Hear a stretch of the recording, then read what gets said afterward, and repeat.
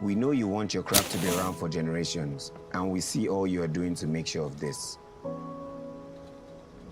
We know you want to expand your business and would not mind a little help. We have created unique solutions for you. From everyday banking needs that save you time to funding your business dreams. You know your business and we support your needs. Let us help you build for tomorrow. Open an SME account today.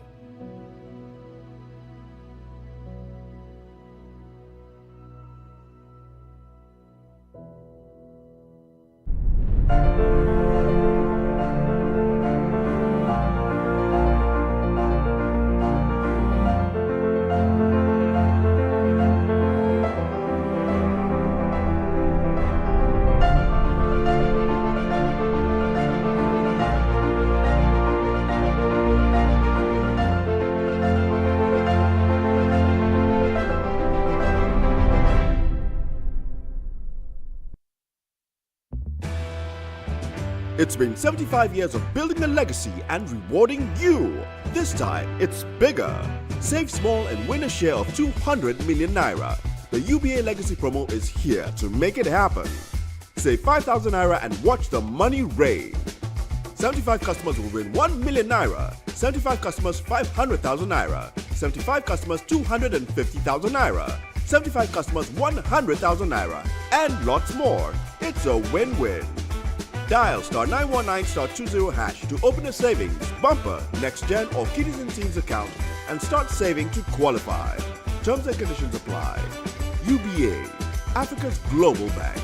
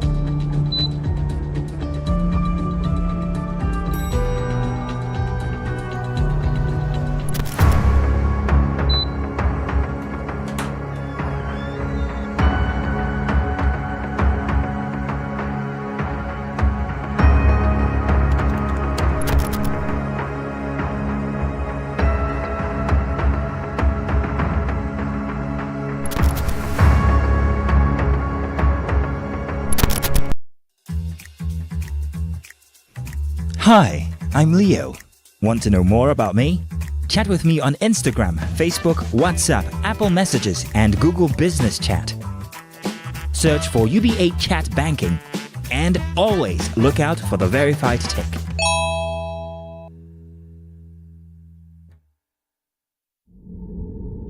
For trades that will last, you need the right structure.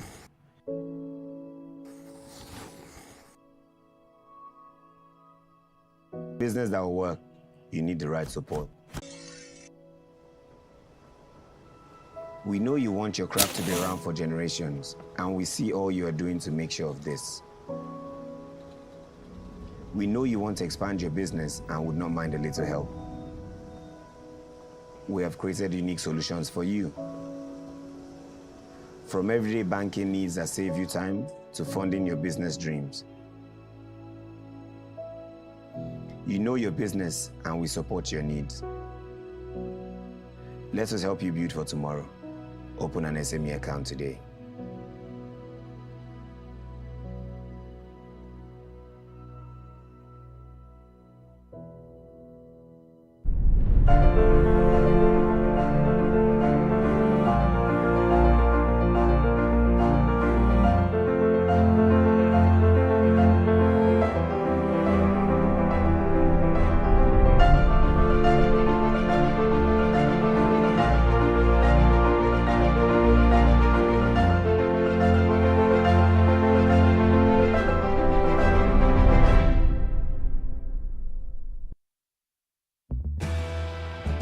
It's been 75 years of building a legacy and rewarding you.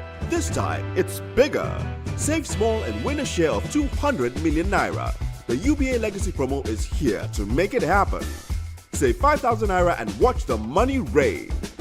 75 customers will win 1 million Naira, 75 customers 500,000 Naira, 75 customers 250,000 Naira, 75 customers 100,000 Naira, and lots more. It's a win-win. Dial *919*20# to open a savings, bumper, next gen or 𝐘𝐨𝐮𝐫 account and start saving to qualify. Terms and conditions apply. UBA, Africa's global bank.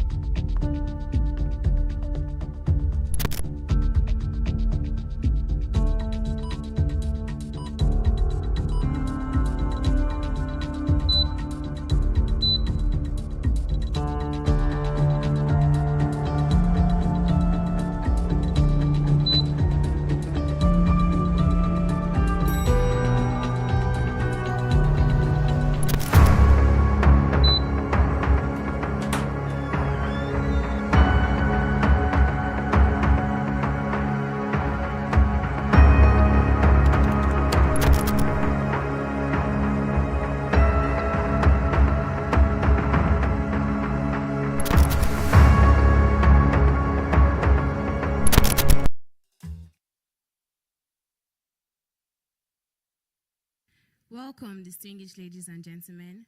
I am 𝐌𝐨𝐻𝐿, and it is my honor to specially welcome our members of the Central Bank of Nigeria, our viewers online, ladies and gentlemen of the press, and of course our ladies and gentlemen present here. Welcome to the stakeholder session of the UBA Fraud Awareness Week 2024, tagged Collaborative Action Against SIM Thefts and Mobile Number. On behalf of UBA, it is my honor to introduce the special guests who will be guiding today's session. But before I proceed, I'd like to call upon our Chief Internal Auditor, 𝐘𝐨𝐻𝐿, to deliver his welcome speech. Ladies and gentlemen, a round of applause for 𝐘𝐨𝐻𝐿.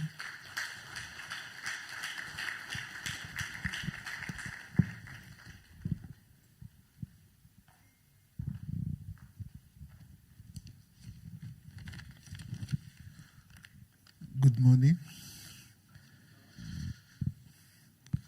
So, good morning, fellow superheroes and fraud fighters.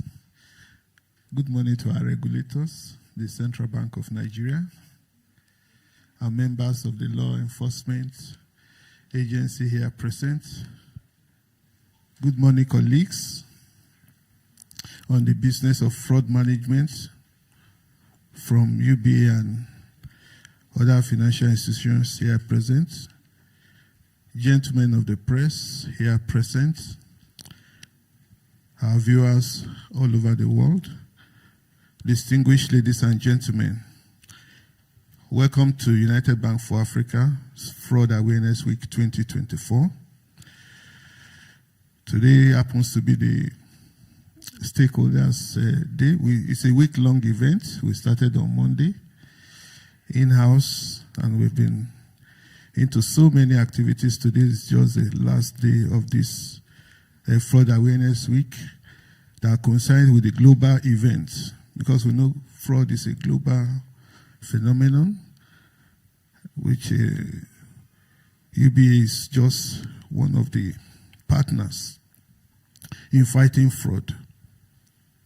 So we are proud to champion the fight against fraud, and your presence here today is most valued.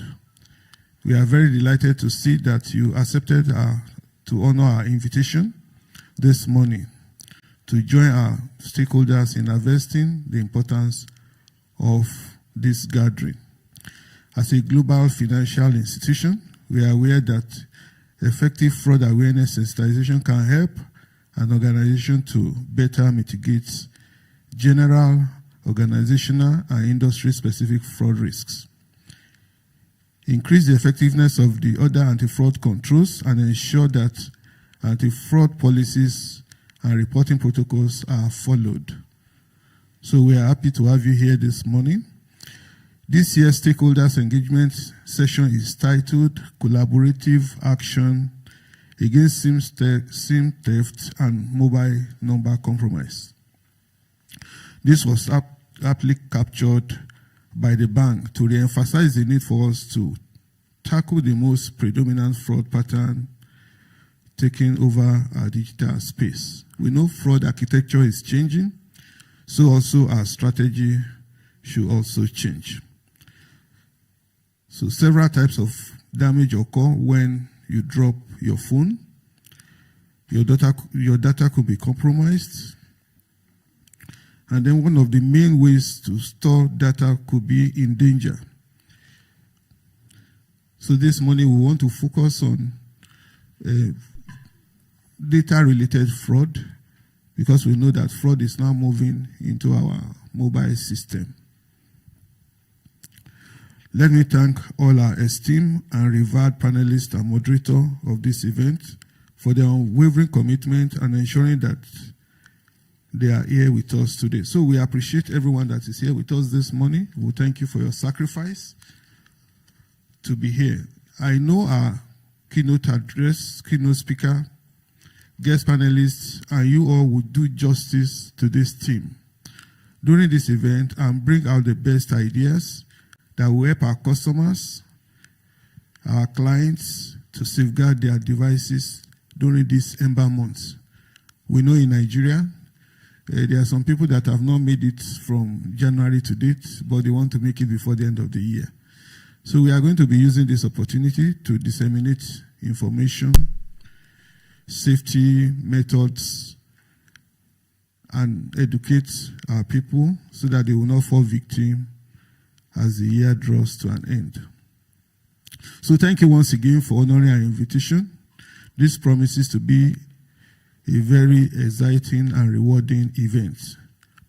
Please feel very relaxed to network with one another, and we should remember, most importantly, to stay safe, stay alert, because we must stop fraud together. Thank you and welcome.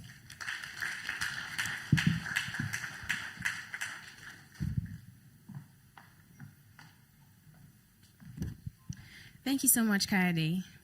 Next, I'd like to introduce our keynote speaker for the day, 𝐰𝐢𝐭𝐻𝐫.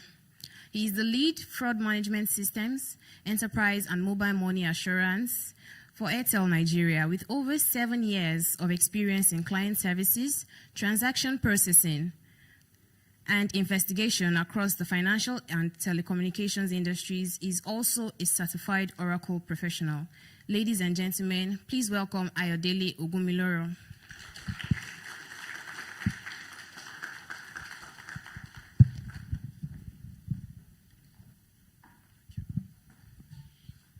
Good morning, all. Good morning, distinguished ladies and gentlemen. So honored to be here this morning to discuss on this critical topic. So grateful to the management of UBA for inviting me to this program. And my greetings from the Red family, Airtel. I thought somebody would clap for Airtel. All right, thank you so much. And also to appreciate our regulators, the officials from the EFCC and the CBN, also for coming for this program. So today I'll be talking about collaborative action against SIM thefts and mobile number compromise. Let me start with a life example. I think sometime in 2018, then I was working with MTN. I was on my way to work and I was standing on my bus stop, waiting for the staff bus to pick us up. And two guys alighted from a bike, then ran towards me. I was holding my phone. And in fact, they were coming for the phone. So I threw the phone up and I ran. And in fact, I did not go to work again that day. So when I got back home, I was so tired, I had to just relax. And suddenly I realized that the number was already switched off. Because I was working in telecom, so I could easily call my colleagues at work to, suspend the line. And that was what helped me. If not, my money would have disappeared from my bank.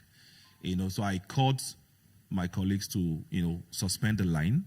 And I had some good relationship with the enforcement agencies as well, the police. So I had to call somebody at one of the police, divisions that I know. And he said, okay, no problem, we'll help you track, the SIM and the phone.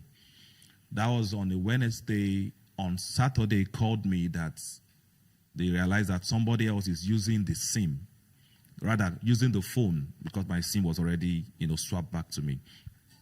So they had to trace the person to a location. To cut the long story short, they were able to get the person that, stole the, no, not the person that stole the phone. He said he bought it from somebody else. But because the phone was, the police they were able to track, that device because of the IMEI, because every device has a unique number that is tied to it. They were able to track that, phone, and I was able to recover my phone. So today it's a topic that I think everybody should, pay attention to, because one single mistake can cause so much loss and damage.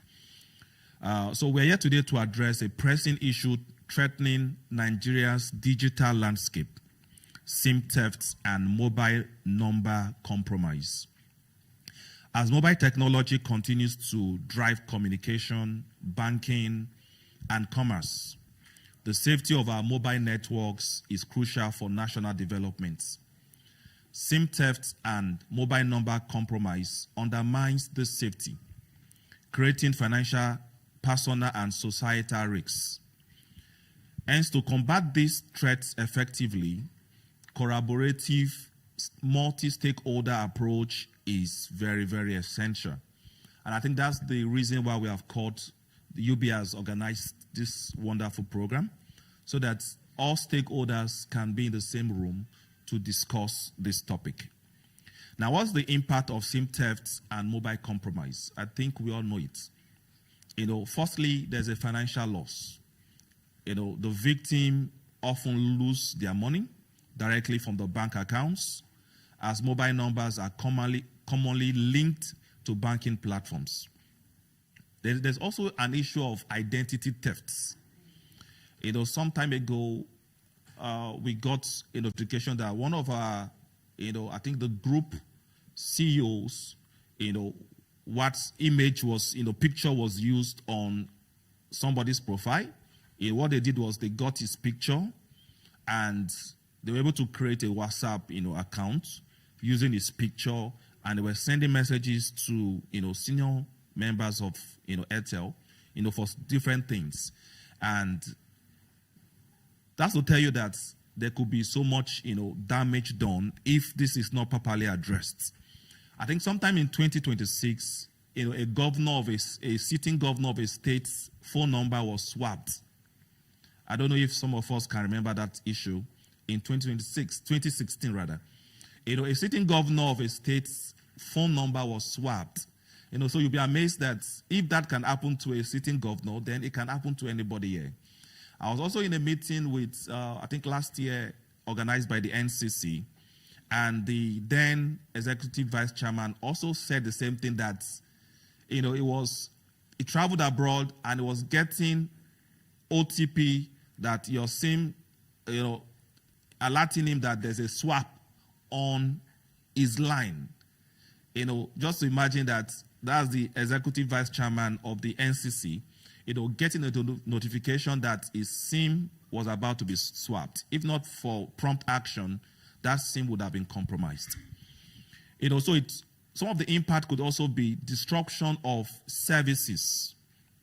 Most of us, our day-to-day lives are tied to our phones, our SIMs, our banking transactions. We get health notifications, business communications. They're all tied to our mobile numbers.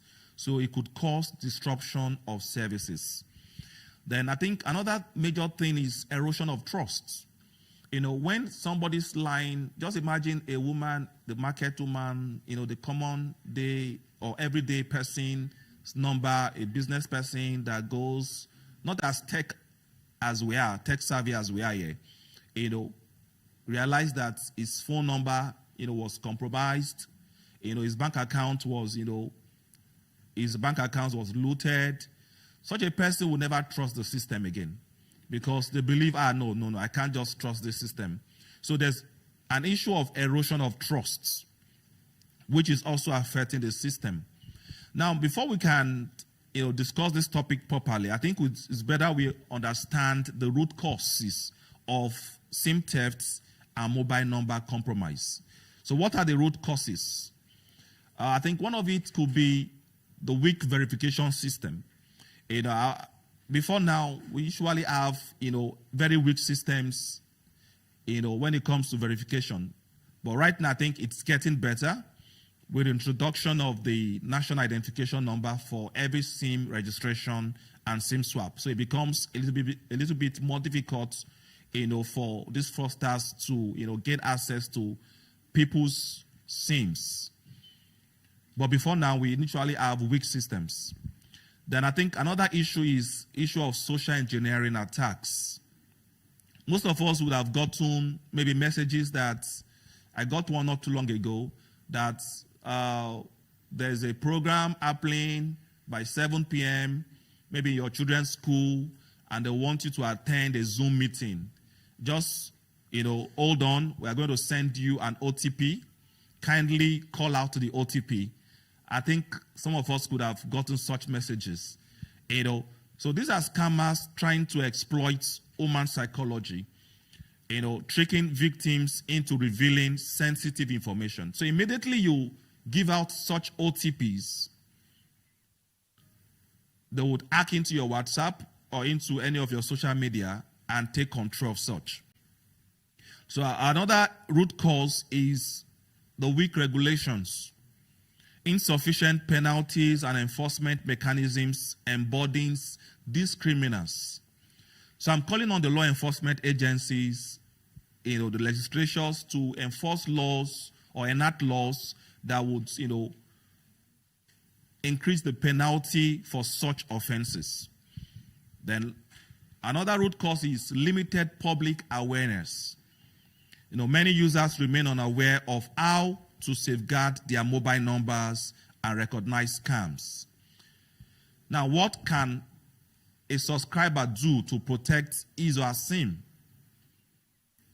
Fraudsters use techniques such as I've said before now, SIM swapping. They swap SIMs and they take control of such SIMs.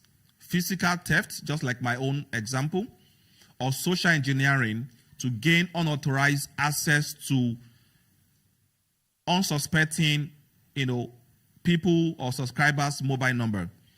Once they control your SIM, they can intercept calls, SMS, access bank accounts, and impersonate you.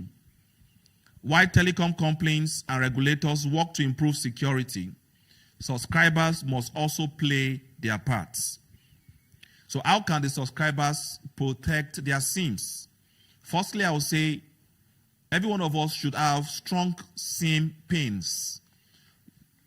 You can lock your SIM. So every SIM can, you can lock your SIM. So if your phone is stolen and that SIM is taken out of the phone, it will not work without the pin.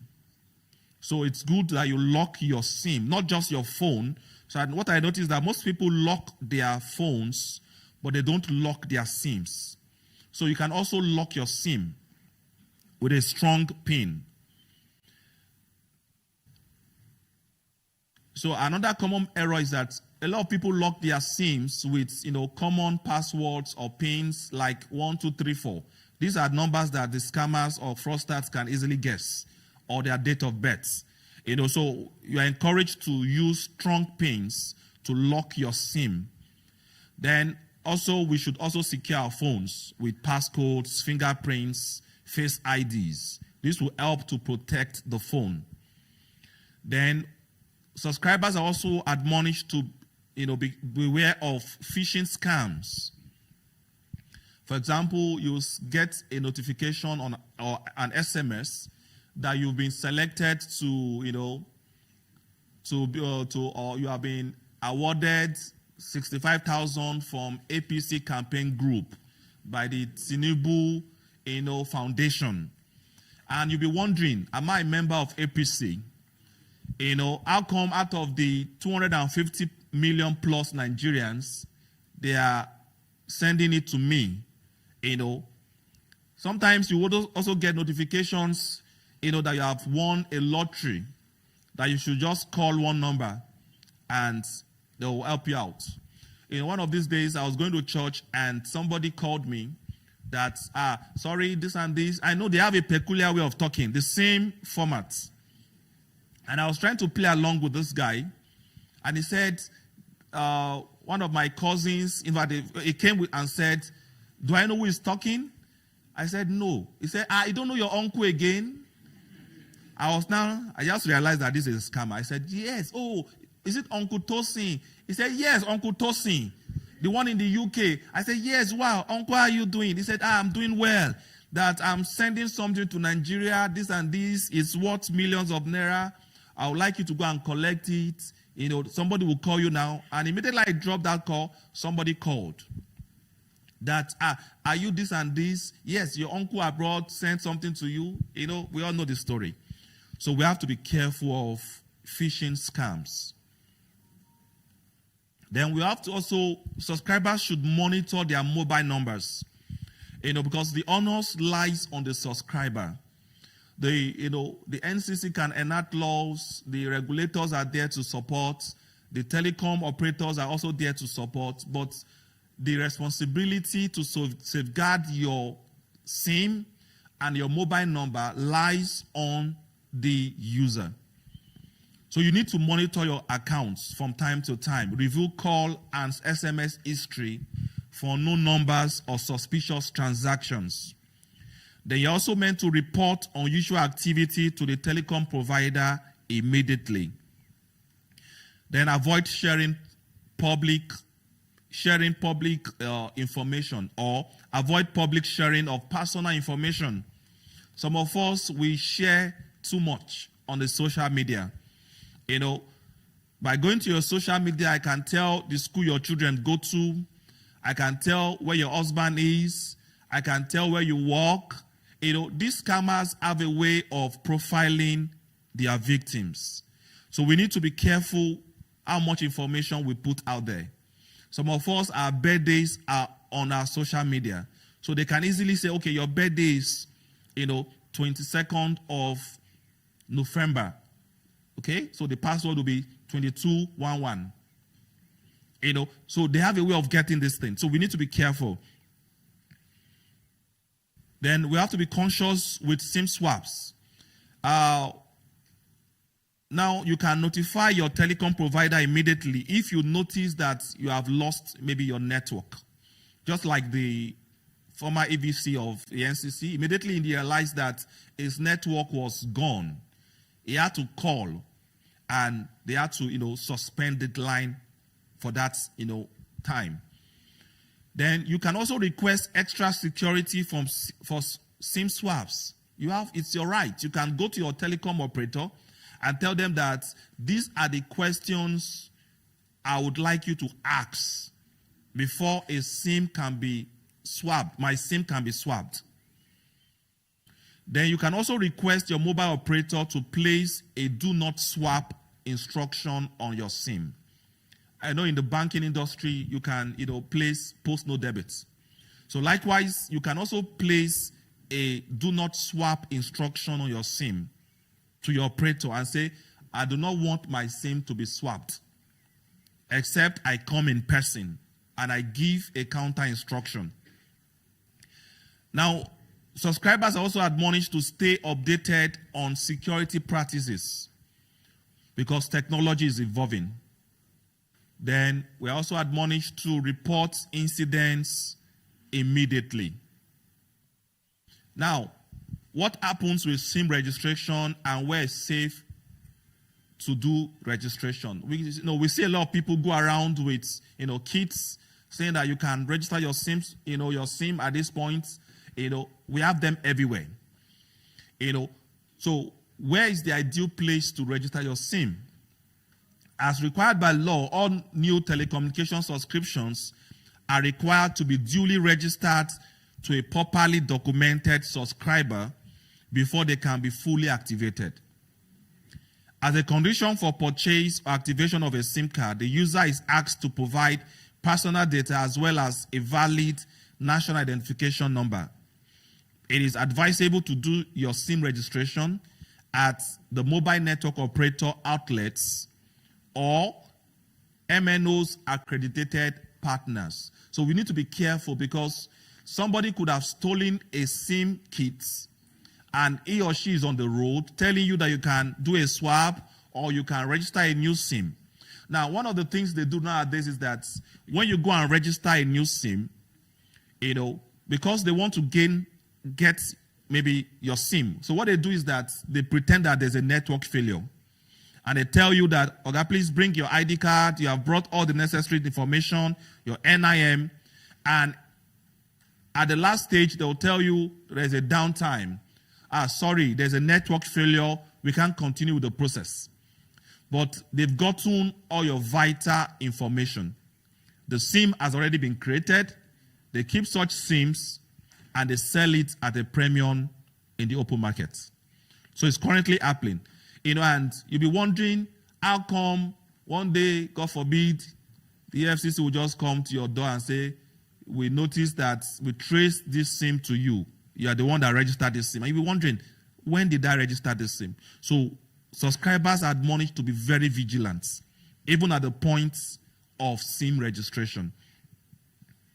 And you also have to be careful the places you go to for such registration. So let me quickly talk about what the telcos are doing to ensure that SIM card recycling does not lead to fraud. So I think one of the major, instances that we've recorded where, people have lost money due to SIM card recycling. So I've had incidents of, people traveling maybe out of the country and they assume that their SIM is with them. So the SIM is in the phone. Because they are not recharging, there's no revenue generating activity. After 6 months, the NCC has, given directive to the telecom operators that they can recycle a SIM after 6 months of inactivity. But most telcos, give a gap of like 1 year, 365 days. But the regulation is 6 months.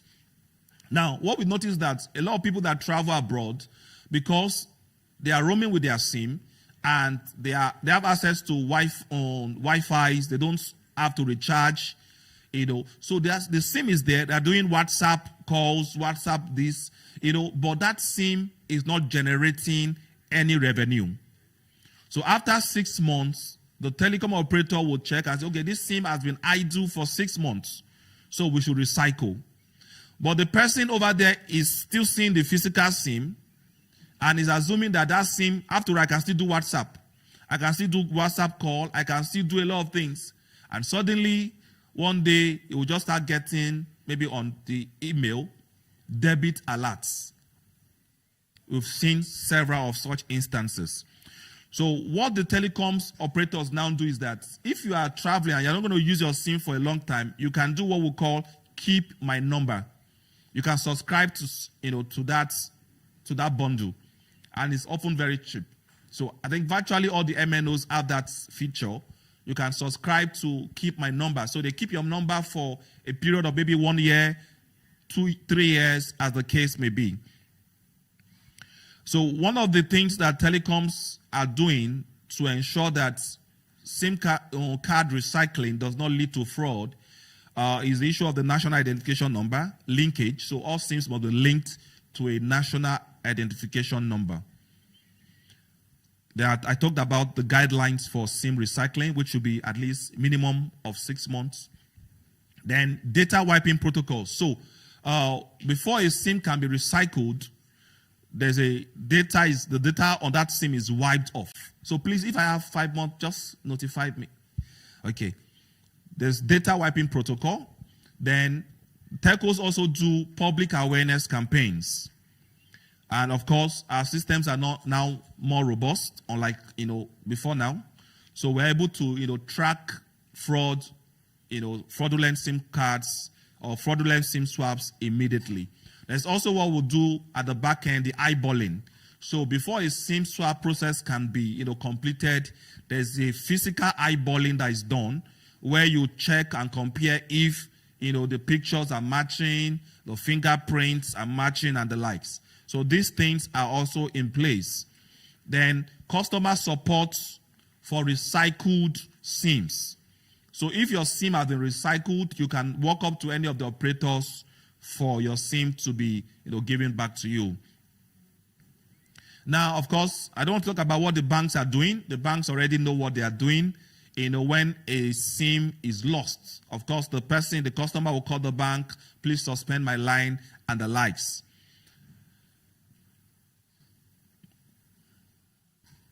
Now, for the law enforcement, what is the police expected to do when investigating SIM theft used for fraud, for fraud in the banks? We expect that there's proper documentation of evidence collection, collaboration with telecom operators, then liaising with banks, then proper digital forensics. One of the issues I've experienced, especially when I go to court to represent my organization, is that there's no proper documentation. And most of these cases are thrown out at the courts.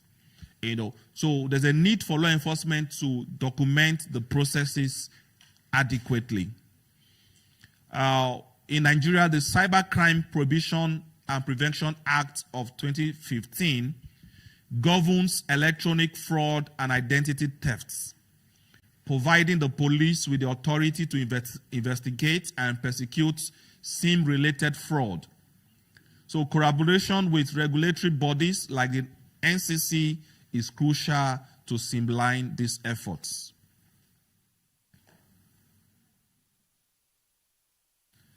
All right, so quickly I'll just talk about the position of the NCC, the Nigerian Communication Commission, on SIM thefts in Nigeria.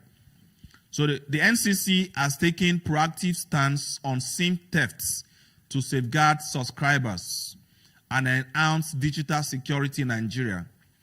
Recognizing the rising threat of identity thefts and fraudulent activities linked to stolen SIMs, the NCC has implemented several measures, which part of it is the mandatory NIN SIM linkage, prompt SIM blocking. So the NCC has also instructed that all the MNOs block SIMs that have been linked to fraud. Then also encourage the MNOs to collaborate with the law enforcement. So in conclusion, ladies and gentlemen, protecting your SIM card is ultimately your responsibility. While service providers and regulators have a role to play, proactive measures from subscribers can significantly reduce the risk of SIM thefts and compromise. Let us take these steps seriously to safeguard our digital lives and build a more secure mobile ecosystem for Nigeria. Thank you.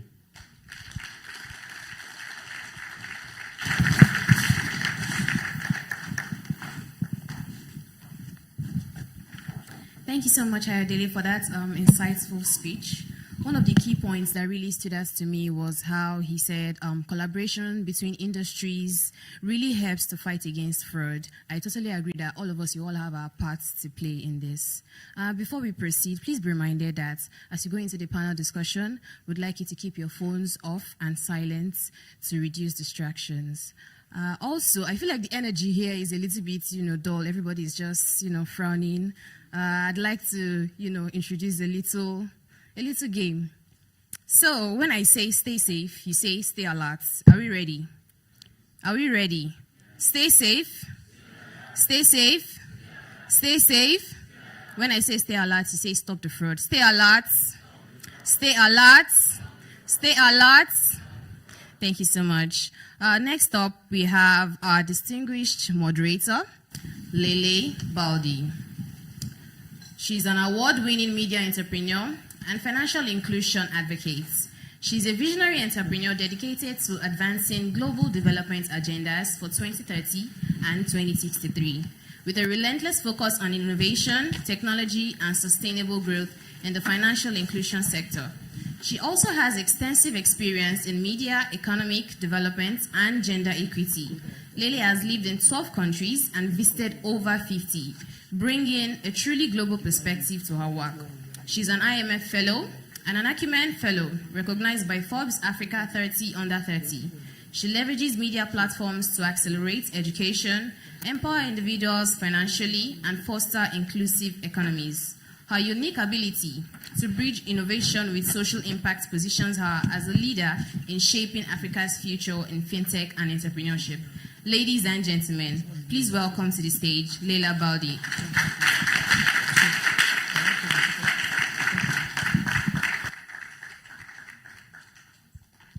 Thank you very much. Good morning, ladies and gentlemen. How's everyone doing this morning? Hope you're doing well. I wanted to let our host know that she's doing a great job. So, well done. Let's clap for her. And thank you for that introduction. So good morning, ladies and gentlemen, and a very warm welcome to you for this critical discussion on collaborative action against SIM theft and mobile number. As talked about in the keynote speech that I thought was excellent, we know that mobile technology is at the heart of modern life, driving communication, financial services, and digital transactions.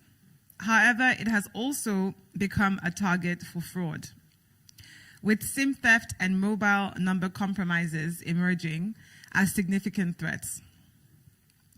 I'm going to give you a couple of stats before we get started.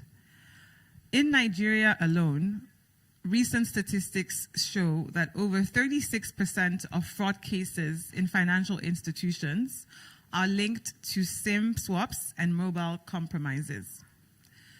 As we know, fraudsters exploit weak points in the ecosystem, leveraging stolen SIM data and bypassing authentication. I'm very excited this morning because we have various stakeholders joining us.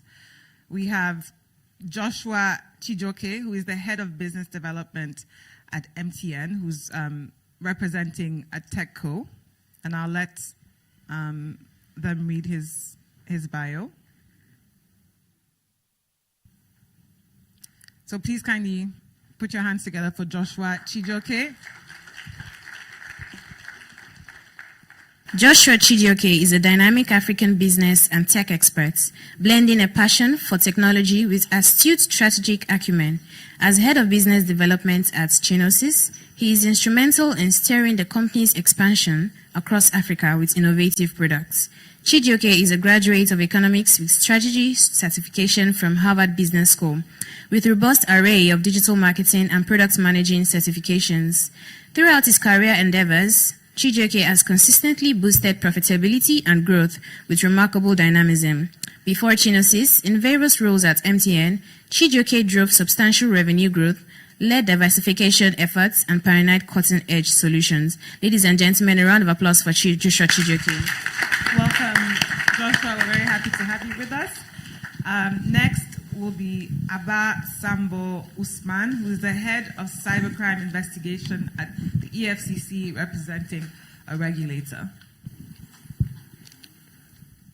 Abba Sambo is the head of Cybercrime Investigation, Advanced Free Fraud, Economic and Financial Crime Commission, Lagos State Command. He's a certified information system security professional and a fraud examiner with more than 17 years experiences in cybercrime investigation, digital forensic, financial fraud investigation and compliance. He is also a trainer, a facilitator, and a public speaker. Please, let's welcome.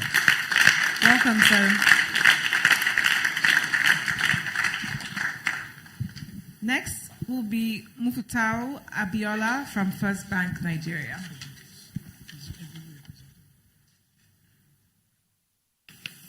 Mufutau Abiola is represented by Yaya Itai, the head of Information Security Operations Center and Data Protection in First Bank of Nigeria. Dr. Yaya is a cybersecurity leader Technology Risk Compliance Project Manager with over 19 years of professional experiences in developing process automations and securing business applications. He is a leader in enterprise integration, insights generation, analytics, data information management, semantic interoperability, and the use of data as a strategic enterprise asset with extensive experience architecting. Ladies and gentlemen, please welcome 𝐰𝐢𝐿. Welcome. It's nice to have you with us. And last but certainly not least, 𝐿𝐿𝐴TOSIN Obadimu, who is the head of industry fraud desk at 𝐁𝐁.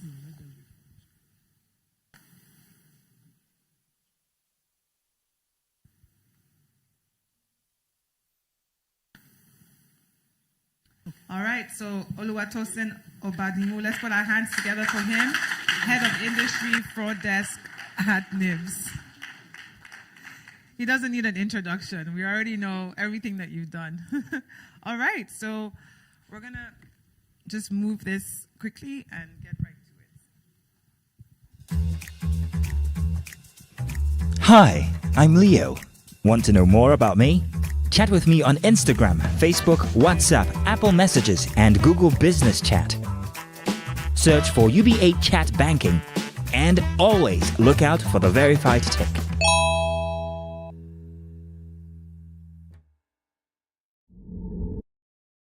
This panel session.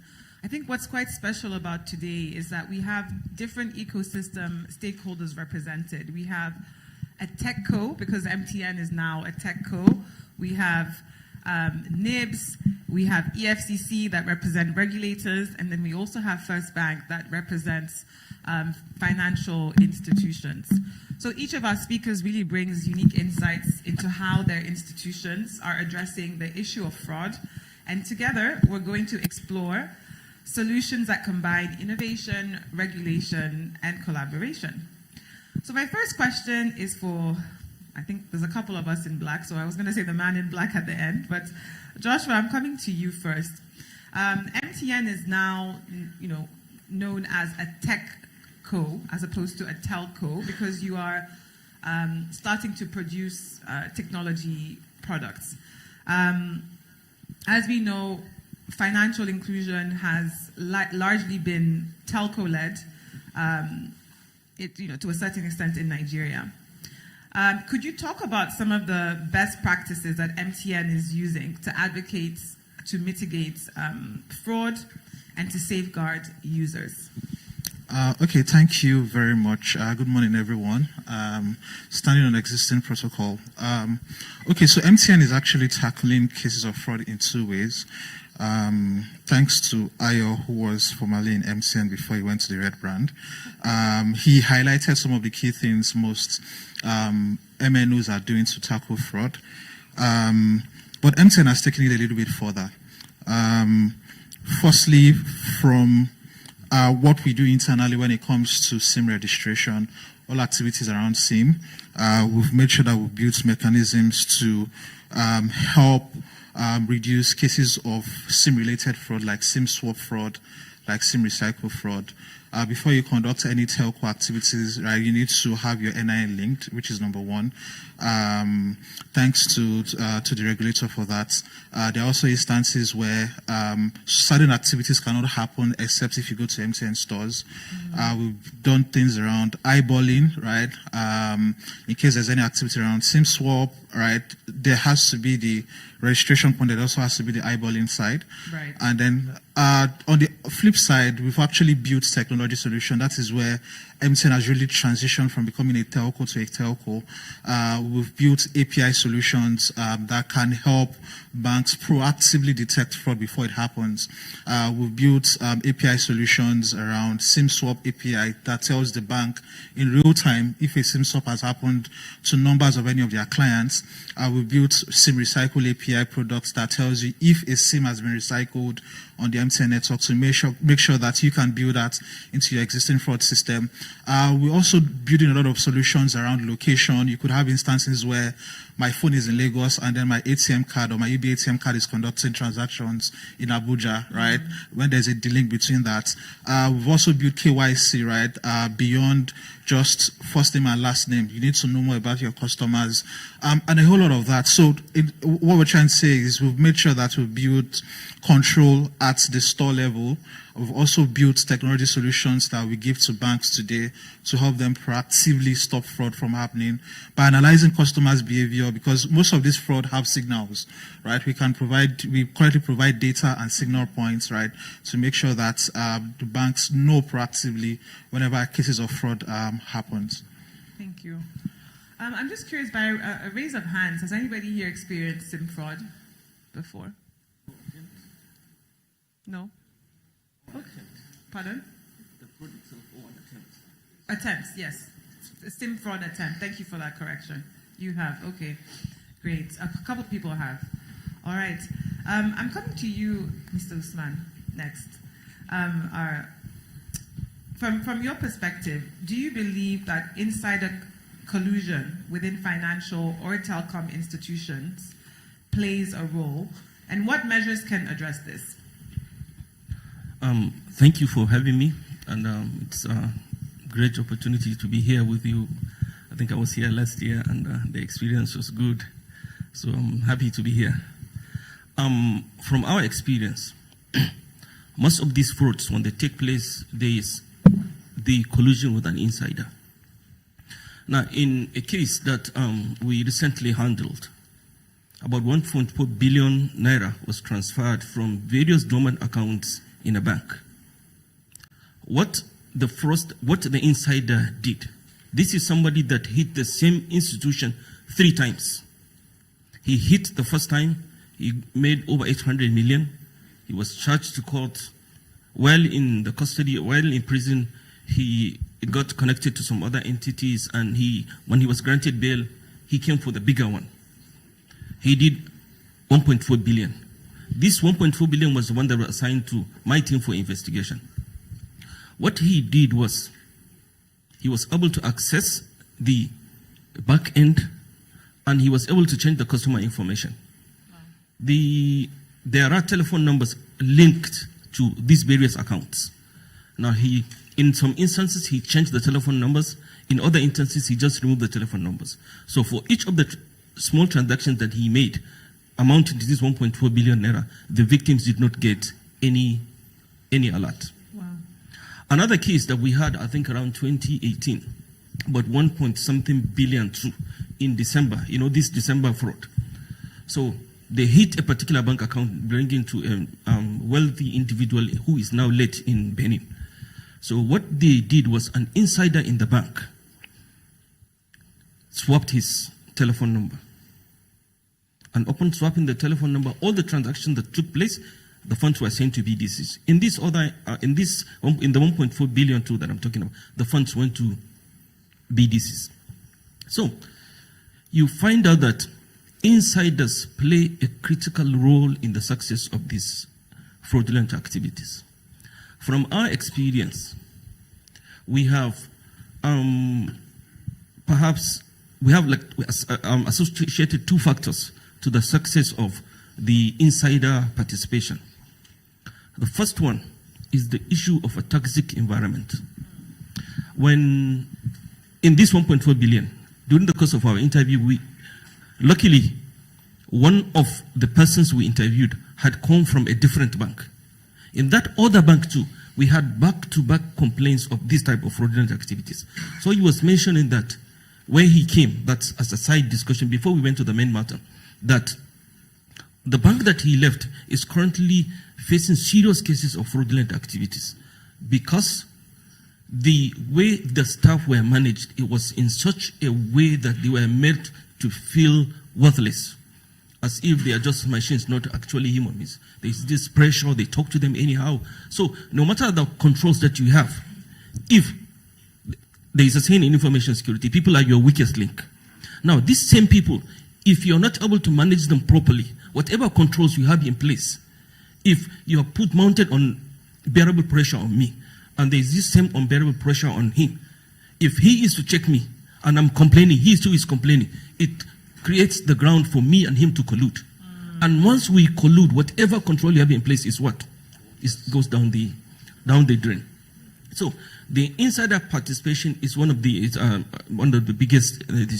Now, the second issue is the issue of lack of proper background check. Many times you employ people that are from background that are linked to criminal activities.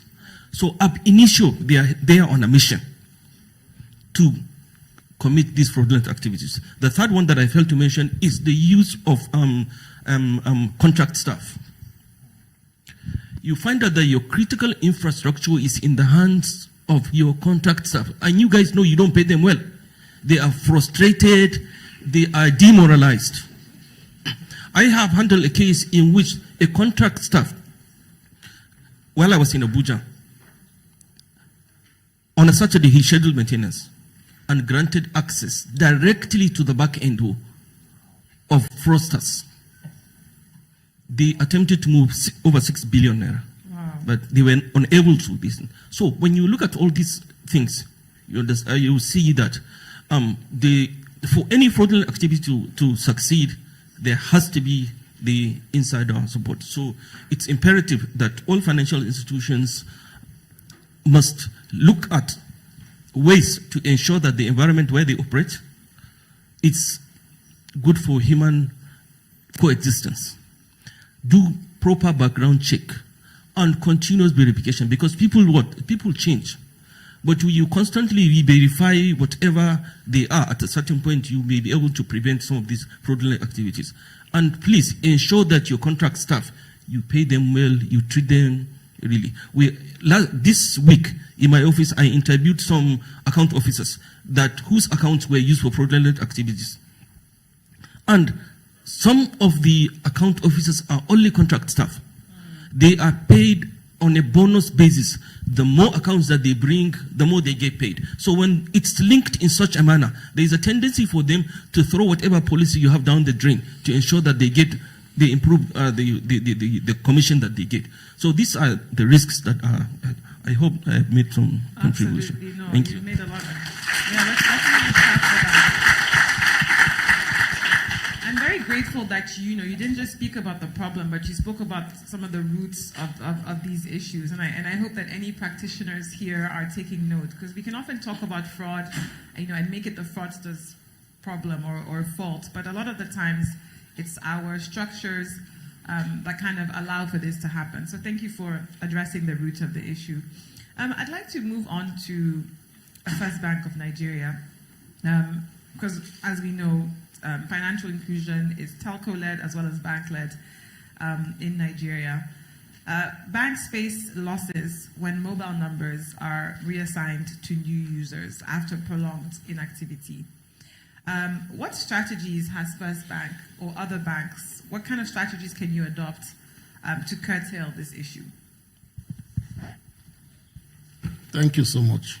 I don't know where to start from, but I'm going to start from the beginning. I'm going to summarize it. So you have SIM recycle, you have SIM swap. So SIM recycle is induced by the telcos, while SIM swap is by the subscribers. Now, very simple and straightforward. Banks has a system in place that can track some of these things. But the problem we have for SIM swap, yes, there is element of integration. Today, I can look up the integration. I see SIMs that are related to my customers that are swapped.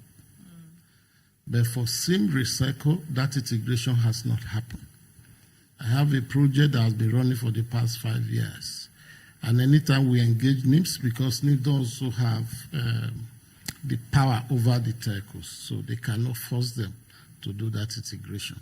But let me go back. For SIM swap, it is only MTN and 𝐿TE that I see. I don't see other players. But for SIM recycle, which is also critical, we have not seen those integration. But we already have pipelines to NIPS, awaiting when the telcos will be ready. But the bigger problem is even the same swap that we have, they are in piecemeal. So if you go to some other country, they have a national database where you can query the status. If somebody is opening an account, you can actually query the number that is being inputted in that account opening. You get the status of that SIM. So if we have Airtel, we have MTN, they are just in silos. But if we have this thing put together, it will be easier for the financial, I will not just say bank, we have so many players, for the financial institution. But again, what happened in Nigeria, I don't like discussing Nigeria problem because we don't also want to move forward. What happened in Nigeria, these are things that we can do at no cost. But people will create projects that will never see the light of the day. So we try as much as possible to put mechanism in place. So that is general. For First Bank, we have, like he said, we have several fraud management systems, the one that is digital facing. We have the one that is internal employee facing. You also have the one that safeguards the international player, international card, like all those Visa, Visa, MasterCard, and the likes. So we also have coverage, apart from the Africa country, we also have coverage for UK office. But in UK, whenever we discuss fraud, I will step down those integration because most of their transactions are 24 hours. So, and it goes through the SWIFT if you are doing to a corresponding bank. So I don't usually waste my time in doing some of those integration where if you check the Francophone country in the last 5 years, it's difficult for you to say one fraud. Even when they can transfer to each other as inter-bank instead of intra. They see the Francophone country as if they are playing the same cycle. So for First Bank, we have that. What we have done is to say we have a solution that play at 3 levels. We can detect, we can prevent, we can also challenge. Challenge means transferring the power of verification to the customer. So which means if the channel is fully self-service, if I flag your activity, I can give you the power to verify. But that power to verify, we also go through a line. We also, if that line is compromised, then there's a problem. But again, you have to go forward and do that because you will still save a little chunk of money. I can tell you since 2022, 15 December, when we re-implemented one of our fraud management systems, we saved close to about 16.5 billion instantly. So these are evident. We also have mechanism that we can speak to the customer directly. The customer can also call in. The calls are recorded. So there are no things that people cannot verify. So what we do for those few numbers that we can get from SIM swap, we can input them for all the outgoing transactions so that when they see that number, the transaction will be stopped. Again, the way we have set up our systems in Nigeria, when you look at most of the mobile banking, what is there is just the name change. The functionality are same. In some cases, it looks like you just pick this and you just dump. So for wallet that you use, I can do 100% stop of fraud or mobile number that are fraudulent because their phone numbers are like the account numbers. But for mobile banking, internet banking, and the rest, all this agent banking, because when Nigeria will also considering some of this mobile banking, they only consider transactionals. They did not consider whether there will be fraud management because fraud management is a disruption to the normal process. So usually, even when you have your as a customer, at transaction level, there is a minimum number of data you can play at that level. You can play at that level. So you have fewer data. So even when you have a fraud management solution, it is those few data you have to play with. So it's about 2-3 years ago we were able to get even the telephone ID, the device ID, so that we can check whether there is a change in device ID and all of that. But again, if we have that as a a whole for the entire industry, it will be easier. Because in Nigeria, typically, when something happened to Bank A, Bank B will be happy that nothing happened. So they will be very happy to go and report it. That throughout 2024, there was no fraud, but there were fraud in some other organization. Not knowing that one day those fraudsters will come to their. So if we have a national database where we can look up this thing, online retail, like the way you have credit bureau. So if somebody is taking a loan today, you know the credit worthy of that person. So by these days, in the last 4 years, I don't usually participate in webinar. I don't usually participate. This one way or the other, I said, okay, let me come around. I don't usually participate because when we did check truncation, for instance, the industry was not ready.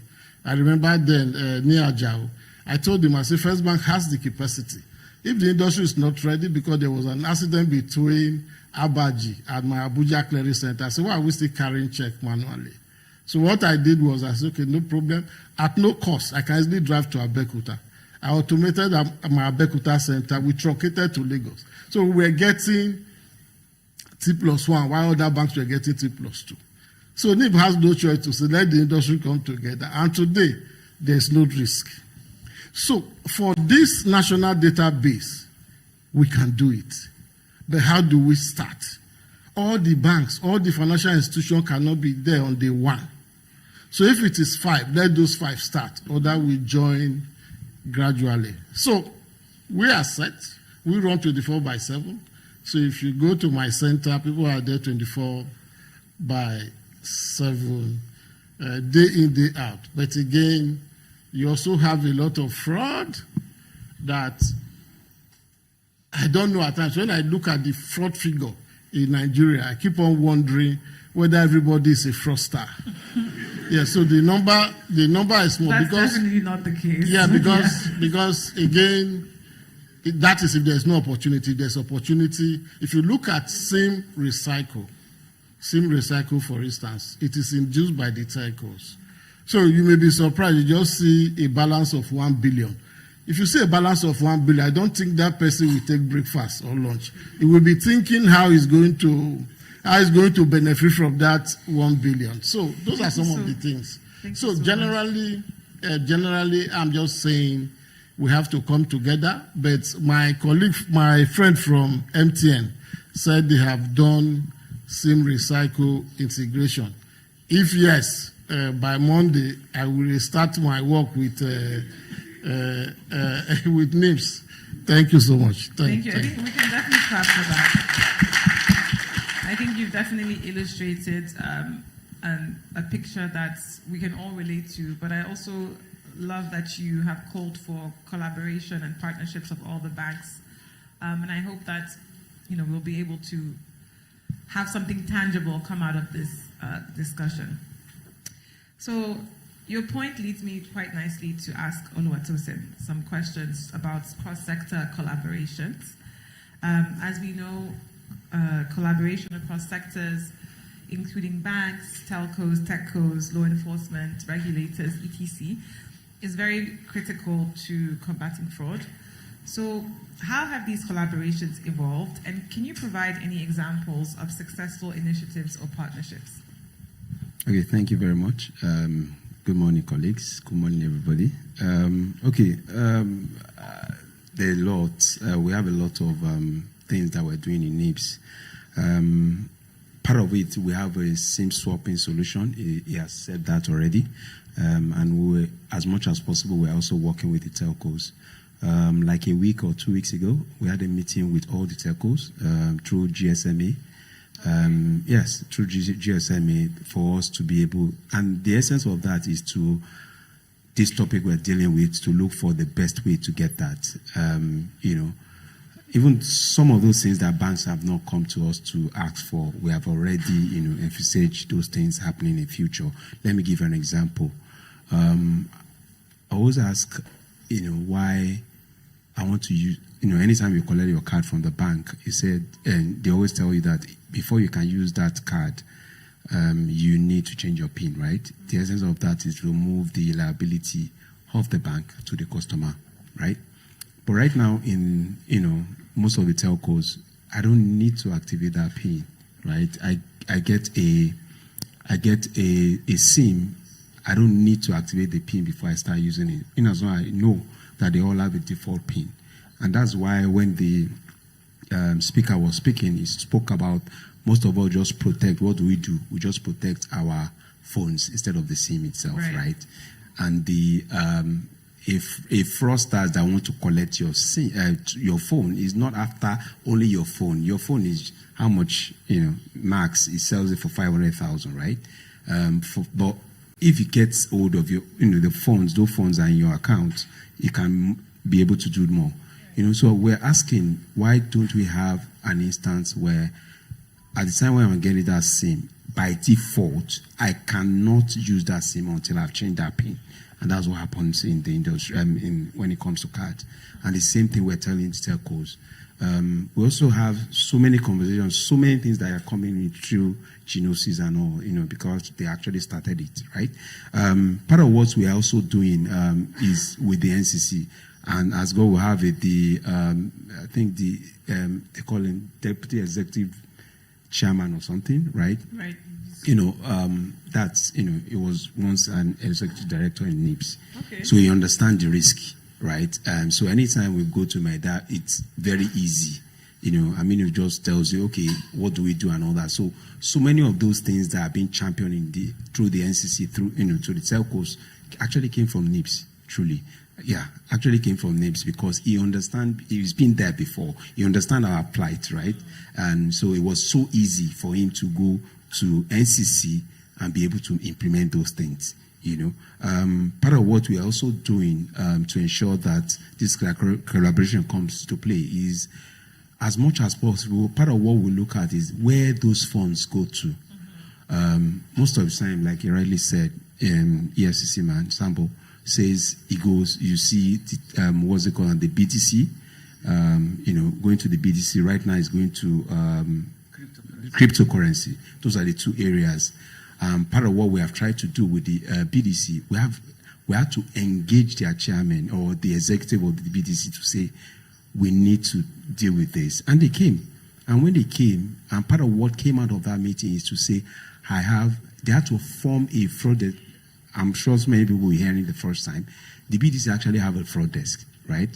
An email where you can sell fraud desk to and all that. So at any point in time when we see that there's something about to happen and all that, we reach out to them and say, please do not allow your guys to give out any dollars.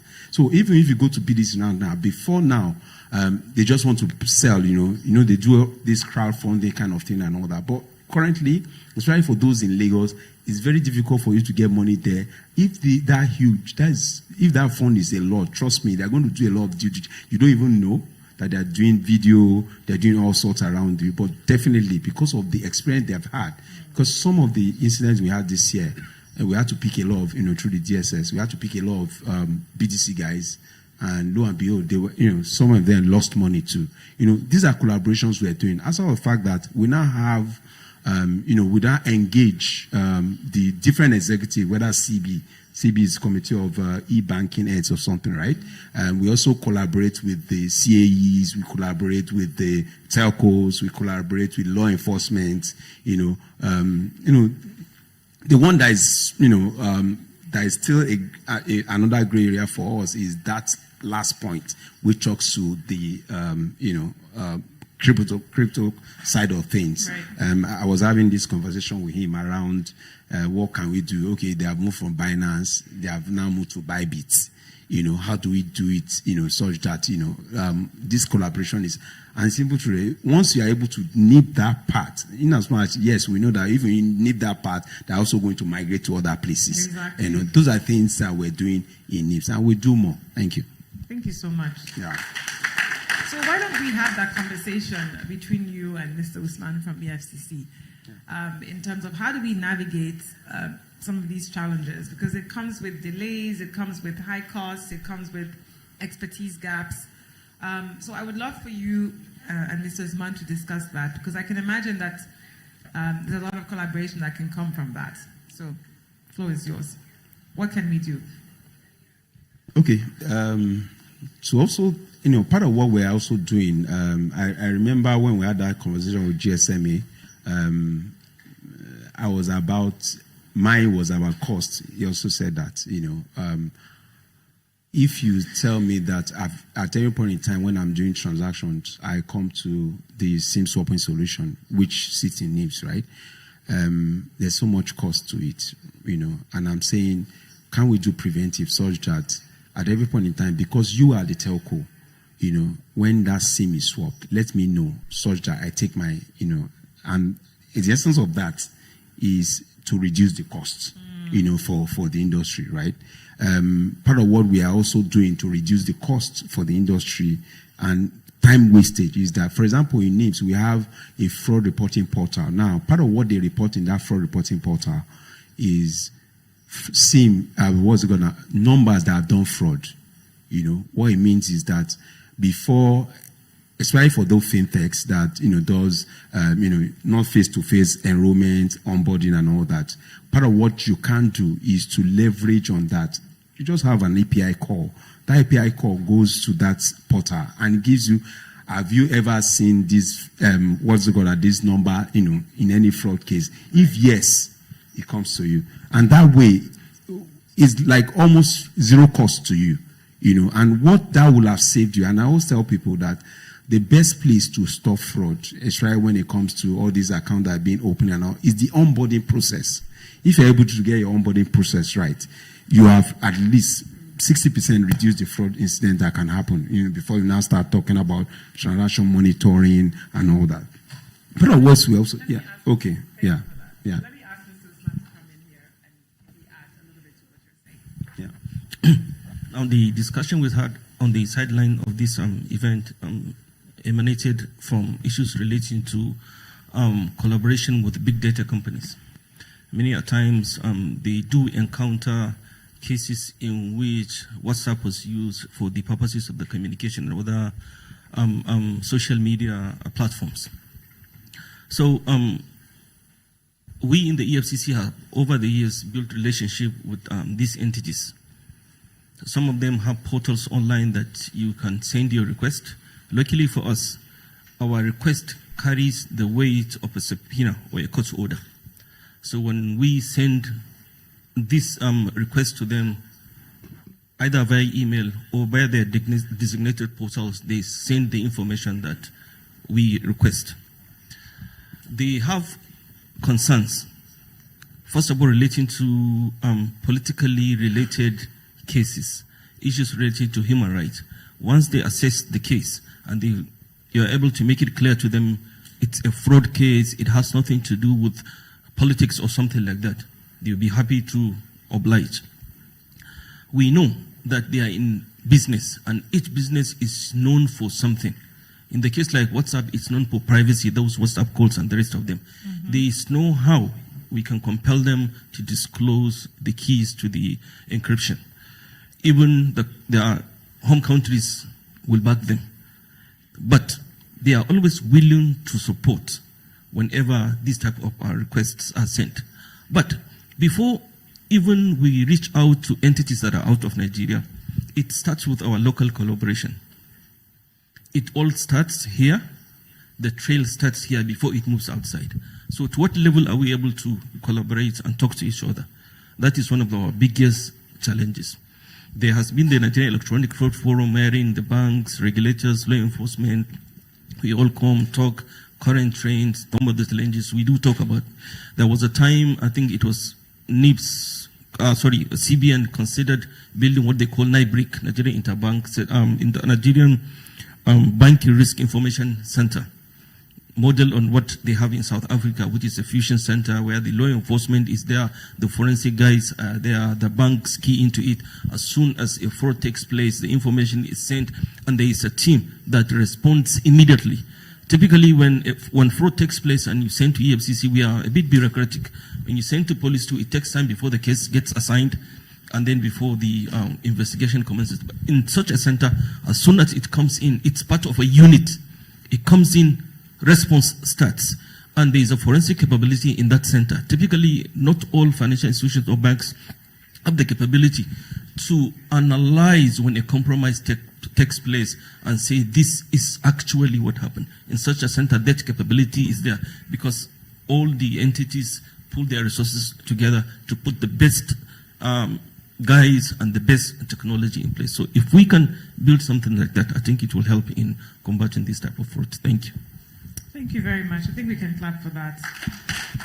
So I have one last question before my final round of questions to all panelists, and I'd like to address this to MTN and First Bank. So we've talked about some of the structural things that can happen from the back end, when it comes to institutions protecting their consumers from fraud. But what advice do you have for consumers in how they can protect themselves from fraud, from a tech-co perspective and from a bank perspective? I think my colleague from Airtel actually stated out those steps, but just to reiterate, and also allude to what Tosin said as well. When you get your SIM card, put PIN on your SIM card.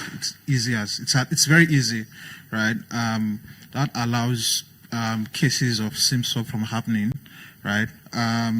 Secondly, one of the things we've seen, right, is the case of WhatsApp as a channel to commit fraud, right? Once you see links, right, don't click on those links. But the funny thing about this is I was reading NIPS reports the other day and realized that most of the victims of fraud are people above 40, right? As a young person, if I see a link, right, I always doubt it at first, probably because of my experience in cybersecurity space. But anytime I see links like that, I don't even see them. But our parents, our grandmothers, our fathers, our mothers that probably are not so tech savvy, when they see those links, right, they click on them and then they call them to share their OTPs, and naive as they are, they share those OTPs and all of that. So protect your SIM, that's number one. Don't click on suspicious links. And I think one of the other things too is to share, right? I was speaking to some of our fraud guys yesterday, and they keep reinventing things. This fraudster keep reinventing things, right? Apart from cases of SIM swap fraud, SIM recycle fraud, there's also what we called, I think he called it pre-registration, re-registration fraud as well, right?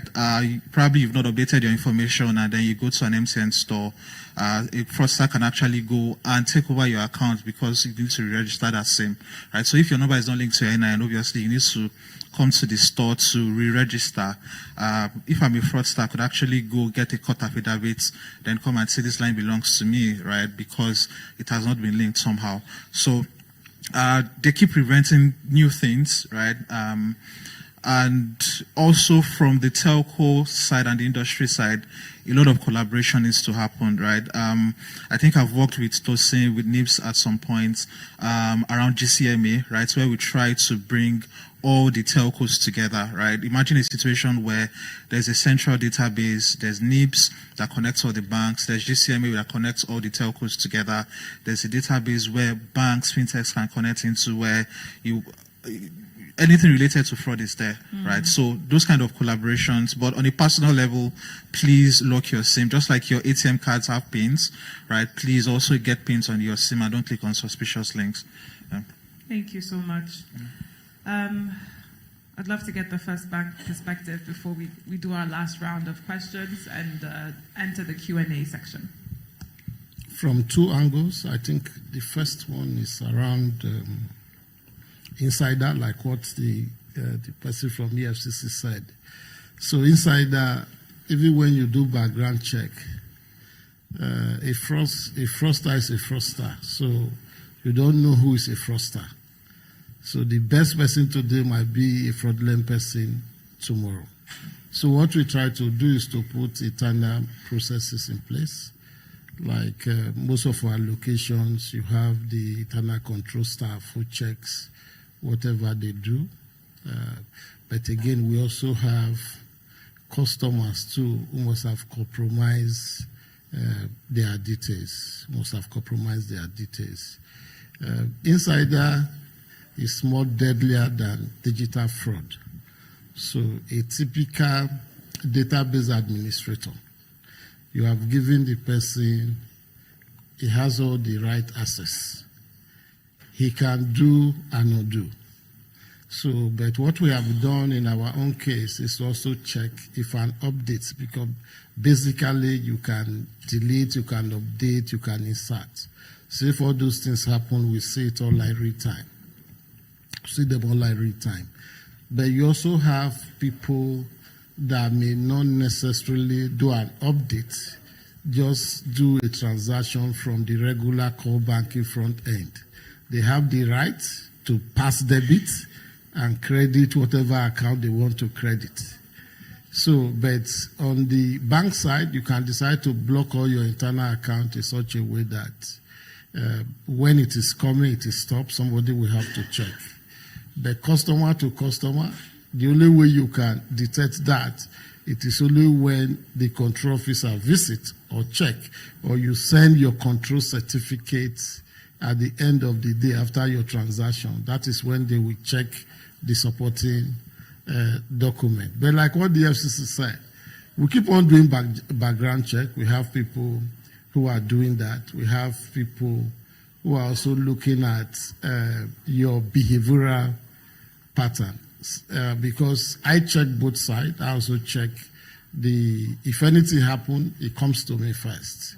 So we also have a system like 𝐷𝐿𝐴 that look at your behavior. So if you log in from this 15th floor and you go to the next floor to log in, within an hour, we should be able to pick you and say, what are you doing? So we also track people. When you have maker checker, I think for financial institutions, they know what maker checker is. So if I have two IDs performing an activity on same machine, I believe there's a compromise somewhere. So I can also detect that. But you also have people that can collude. That is more dangerous. So where you have two people or entire branch, they decide to collude. So it's very difficult for you to track that. But on the customer side, some of them are also very greedy. They also try to reap where they did not sow. Because if you go to the Francophone, I was in the whole Francophone countries, where they can, if you write a check, you have in words and the figure. If the figure is not correct, they can use the words to pay you. But in Nigeria, you can't try that. As internal audit will take that person to DC, disciplinary committee. So there is so much trust in those environments. And whenever I compare it to in Nigeria, where if you enter a bag today, we call it Okada. Right. And there's no money, you see the two people start fighting. If you go to Benin here, you enter a bag and you don't have the money, they will just give you their wallet number. And after 2 or 3 days, you will get that bike man will get his money. So there's trust. Here, there's no trust. So here, generally, we need to deal with trust. So, in fact, when somebody forgets to ask you for the money, you say, thank God. Yes, in Nigeria. So what we do is we do customers awareness, cybersecurity customer awareness, where we also touch base every quarter, once every quarter, to customer, to staff. I think we did one yesterday between 2 and 5 p.m. So we combine both cybersecurity feature and the regular fraud. We're also going to be having our fraud awareness, supposed to be this week. But again, this week is customer service awareness. So we have to shift to first week of December. So Saturday, first week of December, the first Saturday will be a grand finale where we'll also be discussing similar things. So in UBA, internal audit is championing that, but in First Bank, it is Information Security Operations Department that is championing that. So thank you. Thank you so much.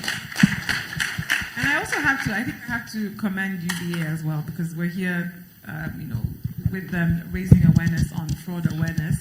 I know that I've come across many news articles that I find quite interesting, whereby a customer will lose money or something, and then a UBA security will always find a way to give it back. So let's clap for UBA for that, because I've seen so many of those stories in the news. So that's great. All right, so we've come to the second last part. So please get ready to ask some questions. In 30 seconds or less, starting from the left-hand side of the stage, if you had a magic wand, what would you do to make fraud in Nigeria better? Okay, I think for me, you have to be proactive, right? You need to detect fraud before it happens, right? So there's the emergence of artificial intelligence has made fraud more sophisticated than the banking system banking infrastructure and telco infrastructure that we have today. But still, I wish that there was data that we can use together to build a system that can proactively detect fraud before fraud happens. So you would build that system? We are currently building that system. Okay. Yeah. Awesome. If you had a magic wand, sir, what would you do? What I will do is that all of us will have to undergo reorientation. All of us.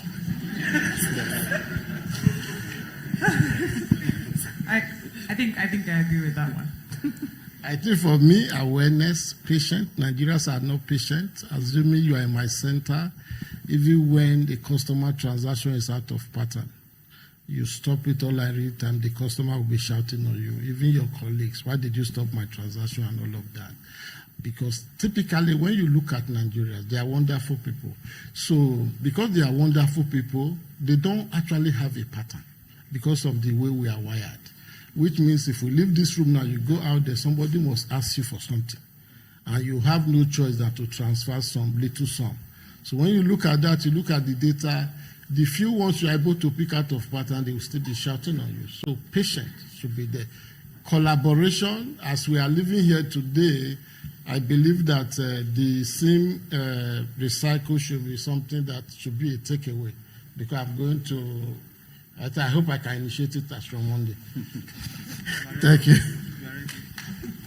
Thank you. And certainly last but not least. Okay.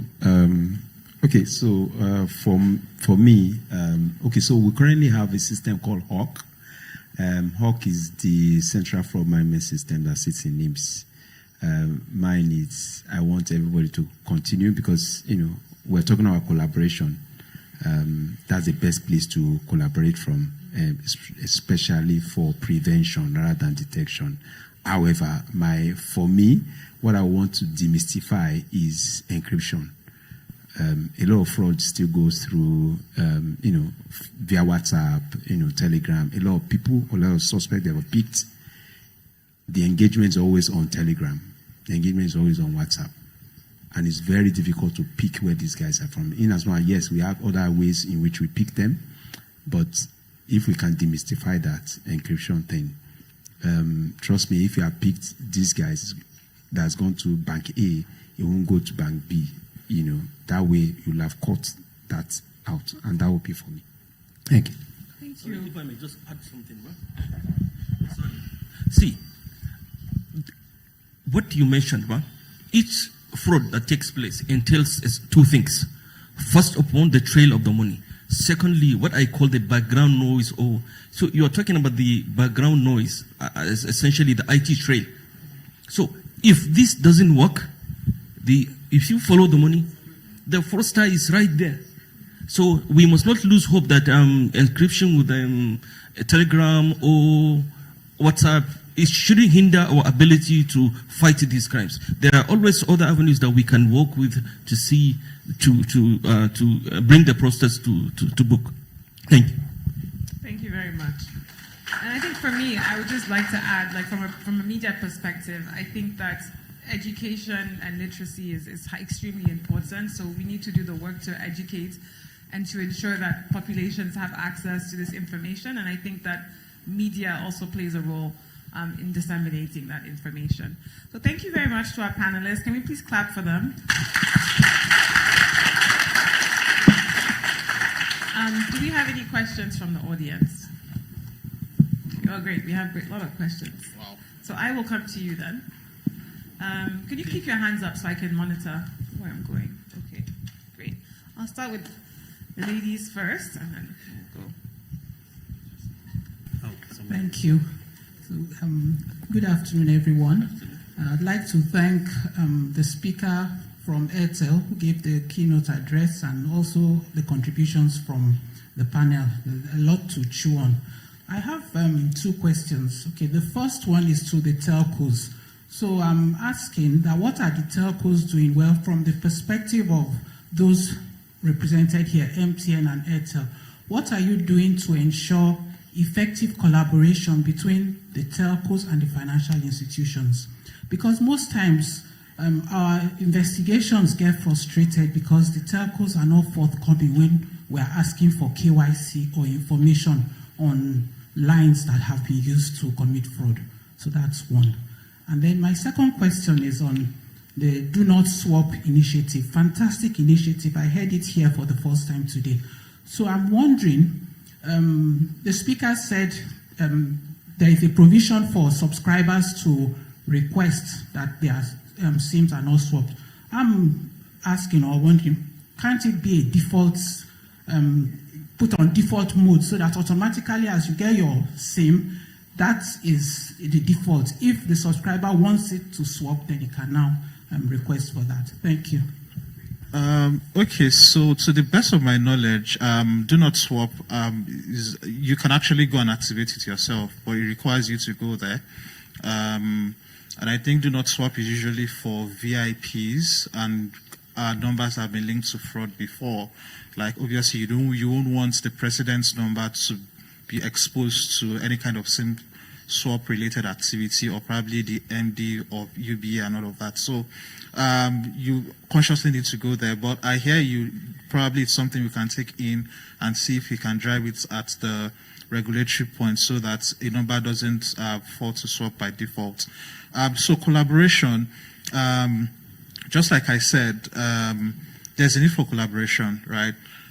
You said instances where telcos might be frustrating to get KYC for accounts linked to fraud. So to the best of my knowledge, according to, I think, the NDPC, right, information like that would only be released to law enforcement agents, right? So I think the bank needs to collaborate with the law enforcement agents, because we can give that information to law enforcement agents, just like Margaia said, right? So once the FCC requests for this, we grant it to them. For collaboration, yes, so one of the things that bettered MTN Chinos was the fact that that collaboration didn't grow between the bank and the financial institution because of, should I say, our archaic system, the telco archaic system. So MTN Chinos was bettered as a tech company out of MTN, separate, that doesn't rely on the existing system. And we've seen conversations happen at the GCME level with other telcos across Africa and globally, right, with likes of Airtel, Orange, Vodacom in other Francophone countries. And also we've been speaking with NIBS as well. And I think MTN Chinos was one of those partners that reached out to NIBS. And we spoke to Aminu then, who's currently the EVP of NCC. So those kind of collaborations are happening. I'm positive about 2025. Because a lot of what we've co-created together with NIBS, right? I think we had sessions with the fraud team early this year around what we can build together from the technology side, because we believe that it's not just the manual process anymore. We want to build technology solutions. We want to build AI solutions, API solutions that can help the bank proactively detect fraud due to customer behavior, right? So build technology solutions that would skip OTP, right? OTP is old, right? It's legacy systems, but we've built number verification system that you don't even need SMS OTP at all. We can verify your banking customers in microseconds without OTP, right? So those kind of collaborations are happening, and by 2025 we'll see a lot of these things come to fore in the banking space and the telco space in Nigeria. Okay, thank you, very insightful. But I think that, in my opinion, we focus on the physical SIM.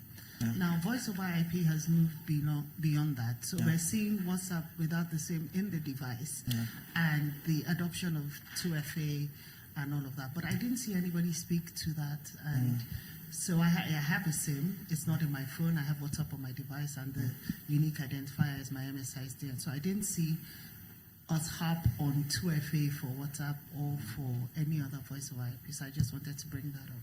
Thank you. Does anyone want to make a comment on that? If there's anything other than SIMs that we should be considering? Okay, I believe what she's talking about is the eSIM, right? You steal my phone is protected, you can't have access to my SIM because it's embedded in my phone, right?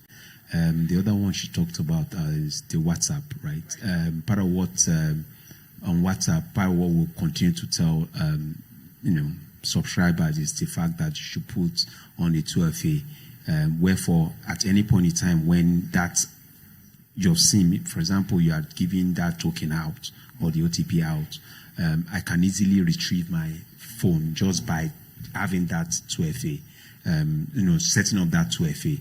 And that's what, and yeah, we're saying it now, that at any point in time, just ensure any system at all, just activate the 2FA, because that 2FA will just be that saving grace. Thank you. Yeah, just to add to what he said, so we're doing something with one of the largest social media companies in the world.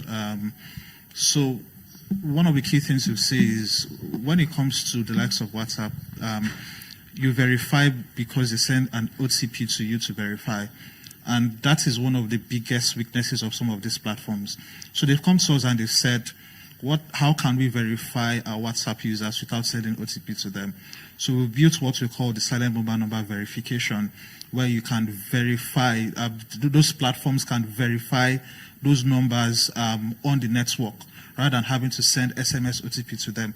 So what's the weakness with this guy? So you send a link to me just like my colleague said, you click on the link, somebody's calling you that, oh, okay, there's this OTP, send the OTP, right? It's that point that is the weakness for VoIP. So rather than send OTP SMS, all you just need to do is the platform calls our network through session ID, right, to verify that is it that device that is making that request.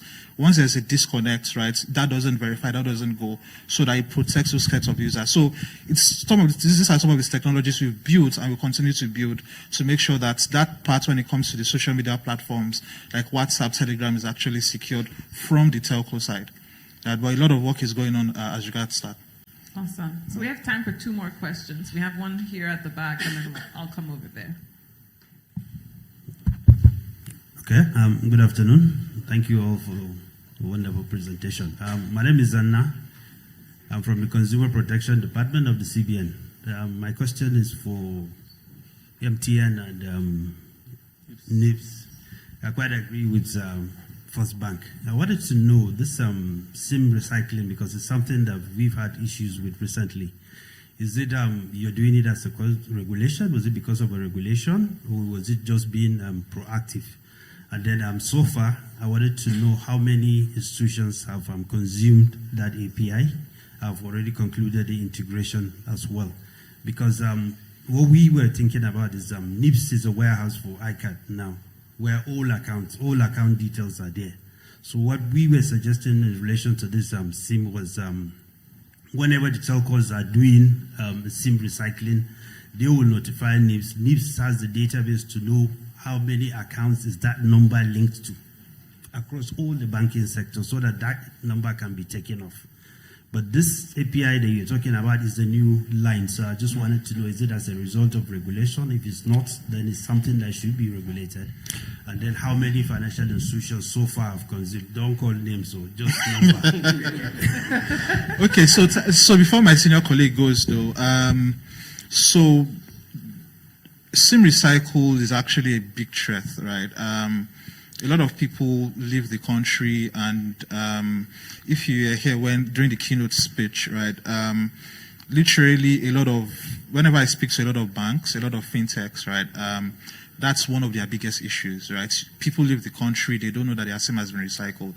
So according to NCC, once a line is inactive for 90 days, it's considered inactive.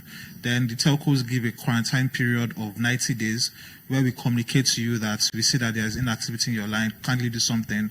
Then after 180 days, it's wiped off. The data on that, the KYC and data on that SIM is wiped off and is taken into the bucket as a fresh line, right?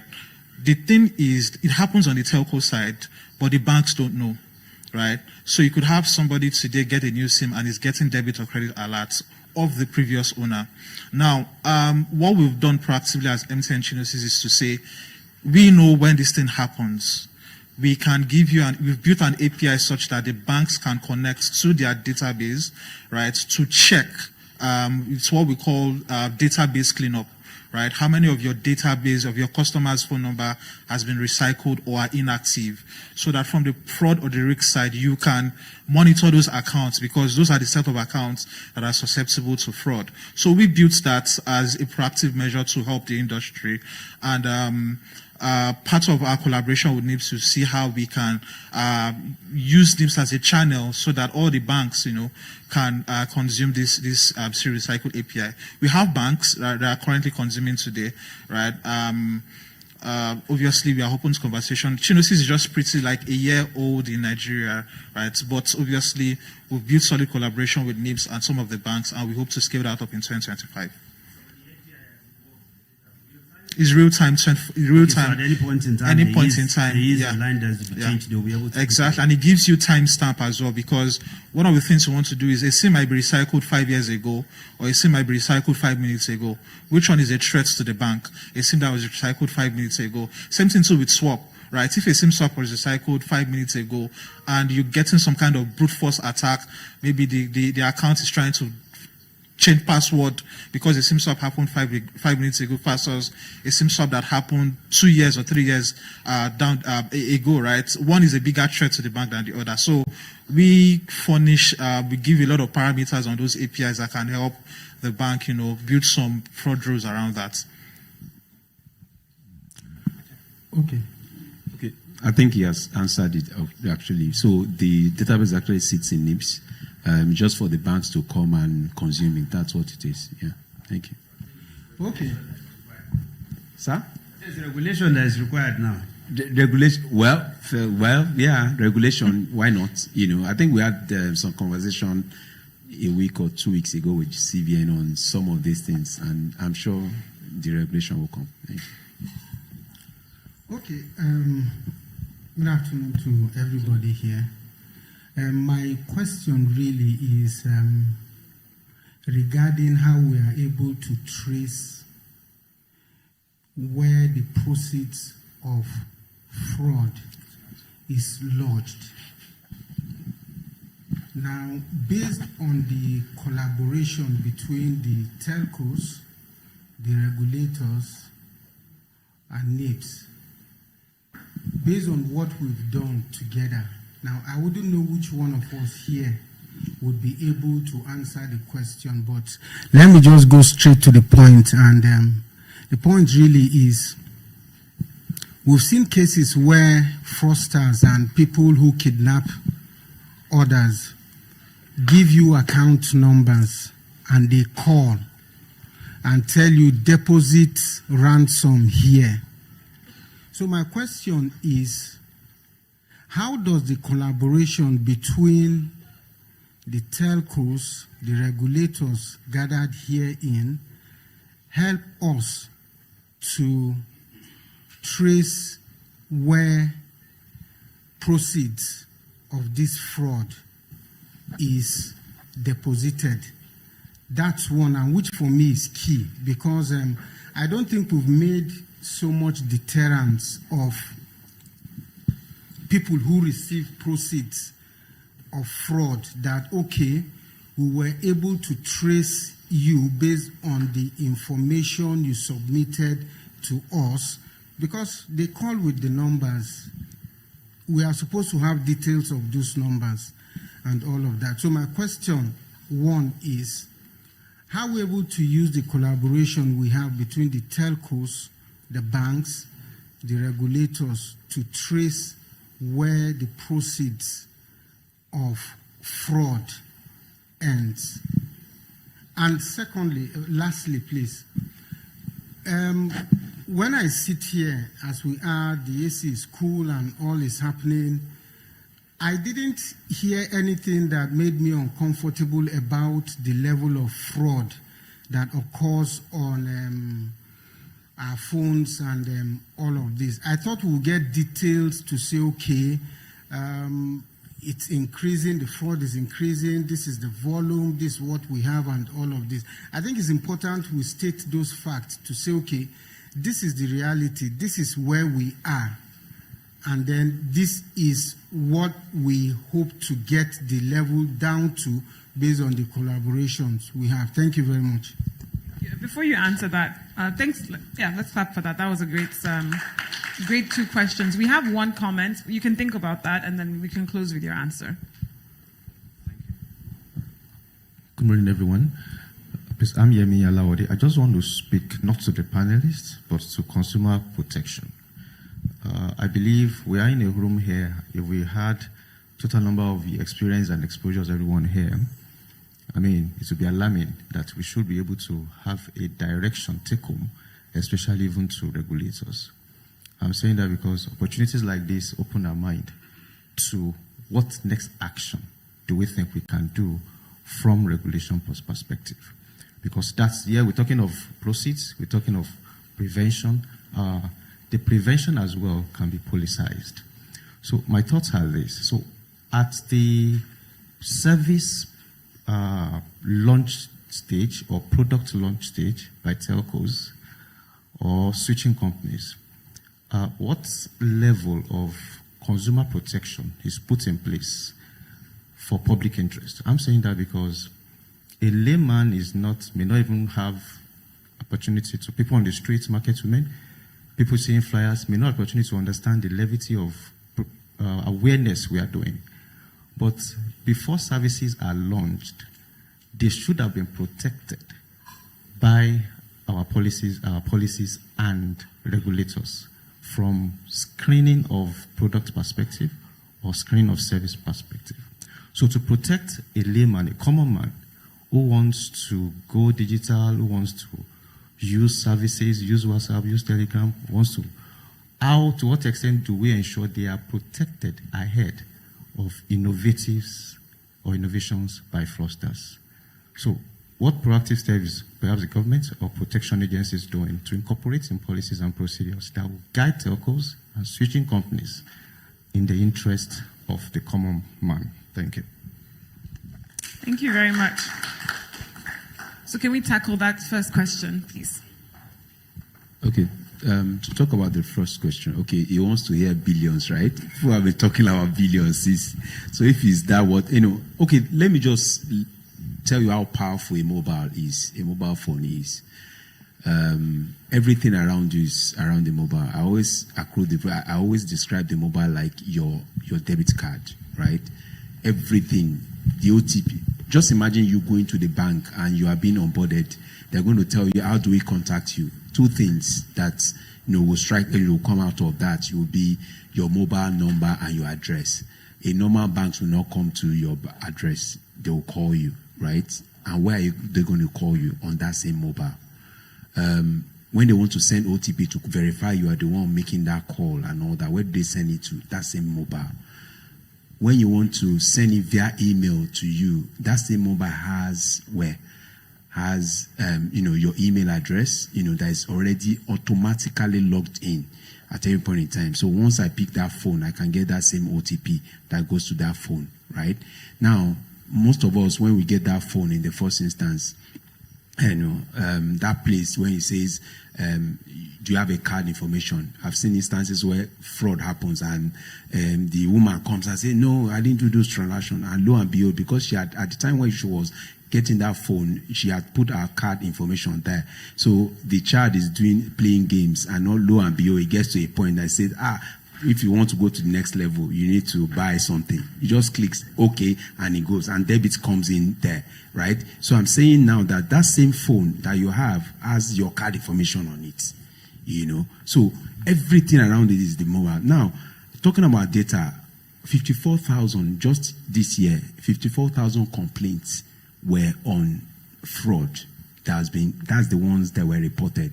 Out of that, almost 90% are this mobile thing that we're talking about.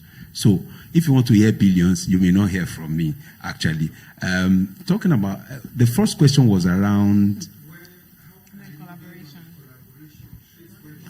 Okay, yeah, talking about tracing, that is the easy part. But unfortunately, the bad part of this is that at any point in time when they pick someone, right, the funds goes to that person's account. And at any time when they report to us, we say, can I block the account? No, let them not kill my child, let them not kill my father, let them, all sorts. So they allow that to continue. They know that the withdrawals are being made. Let me also say, part of what we are doing in NIPS is to say, because we've seen instances where POSs, are being used, and the next thing, when police, you see them say a POS was used and all that, right? Part of what we want, that is going to happen next year, I believe, is to ensure that if you are registered POS around an area, the geolocation around that area will just give you some millimeters. Once you get out of that geolocation, your POS cannot work again. And those are the kind of things we are doing. For the tracking, it's easy, but the simple truth, right, is that most of the time, those monies go into the accounts of the victim itself. Thank you. Thank you. Maybe we want to hear from EFCC as a closing thought. Now, when in the scenario he painted, just like I mentioned a short while ago, 2 paths are available for investigation. The first one, he mentioned the call that is made. When we are conducting an investigation and a telephone number featured, we send an investigation activities request to the telco. First for the call record, and then the registration data. That is collaboration. When we analyze the call record, it comes with the geolocation. It helps us place the perpetrator within a cited location, and it also avails us information on other entities that are linked or related to the perpetrator.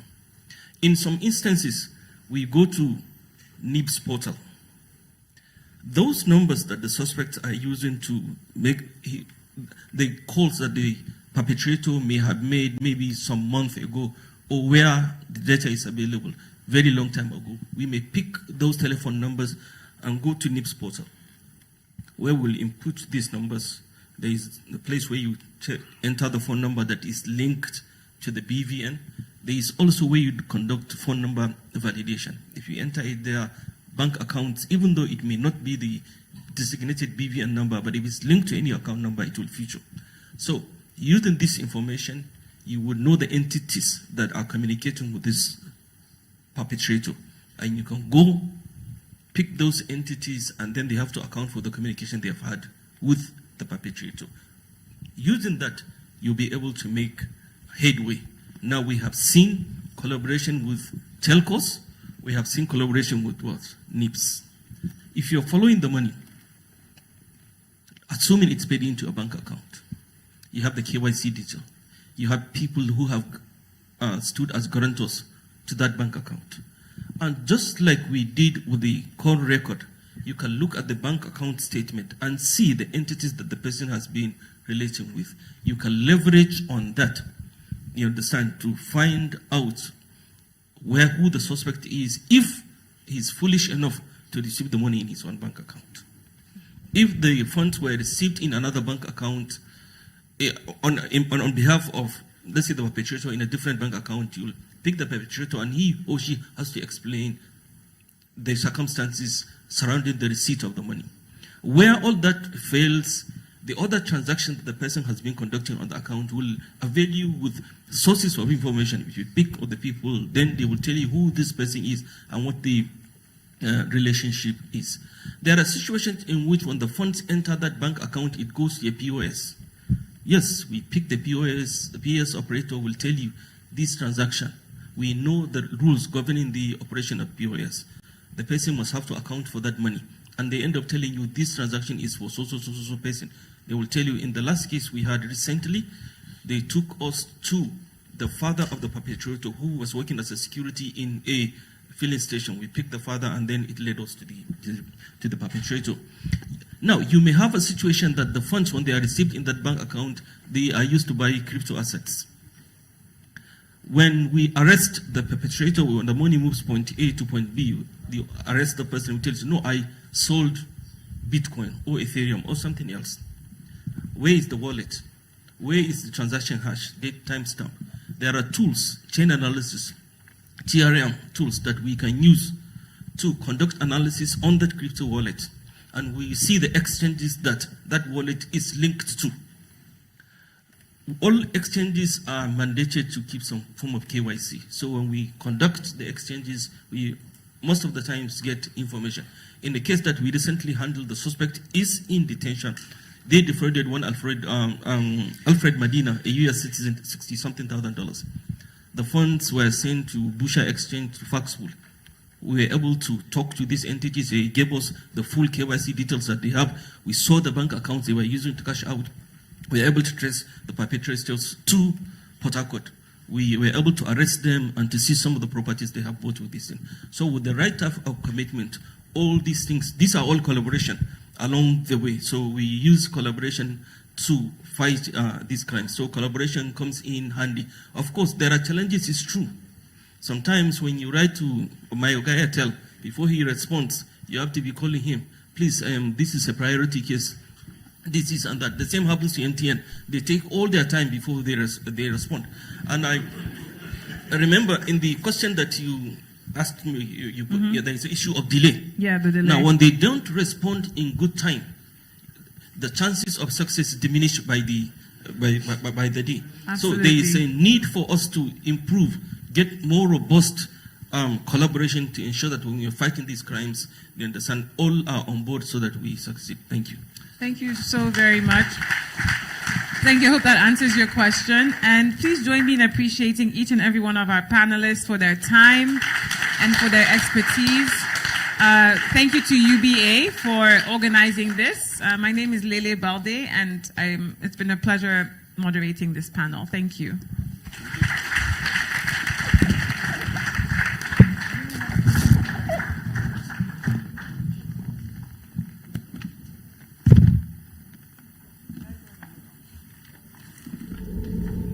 For trades that will last, you need the right structure.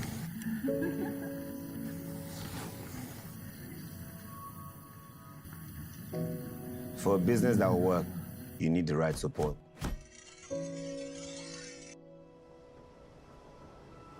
We know you want your craft to be around for generations, and we see all you are doing to make sure of this. We know you want to expand your business and would not mind a little help. We have created unique solutions for you. From everyday banking needs that save you time to funding your business dreams. You know your business and we support your needs. Let us help you build for tomorrow. Open an SME account today.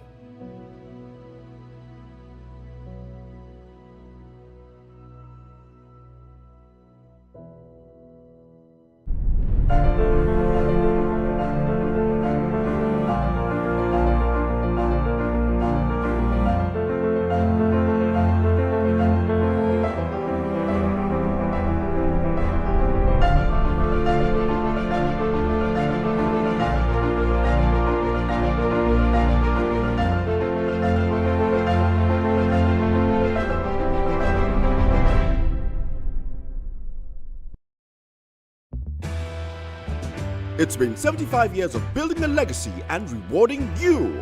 This time, it's bigger. Save small and win a share of 200 million naira. The UBA Legacy promo is here to make it happen. Save 5,000 naira and watch the money rain. 75 customers will win 1 million naira. 75 customers 500,000 naira. 75 customers 250,000 naira. 75 customers 100,000 naira. And lots more. It's a win-win. Dial *919*20# to open a savings, bumper, next gen or 𝐘𝐨𝐿 account and start saving to qualify. Terms and conditions apply. UBA, Africa's global bank.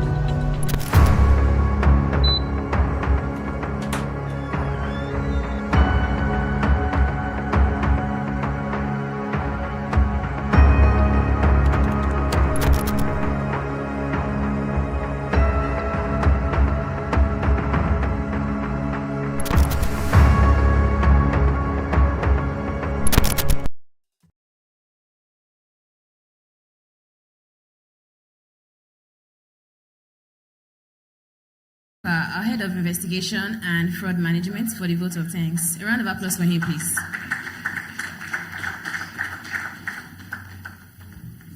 Wow, what an insightful engagement. I will really thank our panelists. They are really wonderful, the names, and CBN. Thank you for coming, sir. And God bless you all. And the rest of us, thank you for coming. And this is an annual event. Let's just look forward to next year. And we played, when we call on you to come next year, you honor our invitation. So on behalf of United Bank for Africa, we are all one family. We are united against what? Fraud. They will never succeed. We will see their end. They have given us a lot of stress. They will never succeed. Thank you all for coming. Yeah, and God bless all of us. Thank you very much. Thank you and thank you.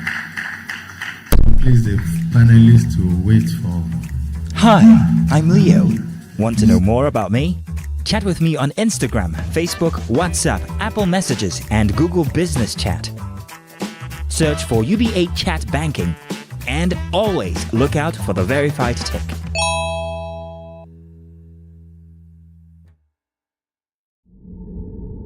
For trades that will last, you need the right structure.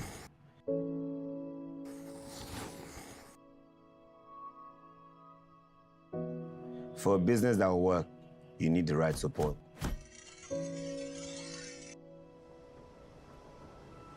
We know you want your craft to be around for generations, and we see all you are doing to make sure of this. We know you want to expand your business and would not mind a little help. We have created unique solutions for you. From everyday banking needs that save you time to funding your business dreams. You know your business and we support your needs. Let us help you build for tomorrow. Open an SME account today.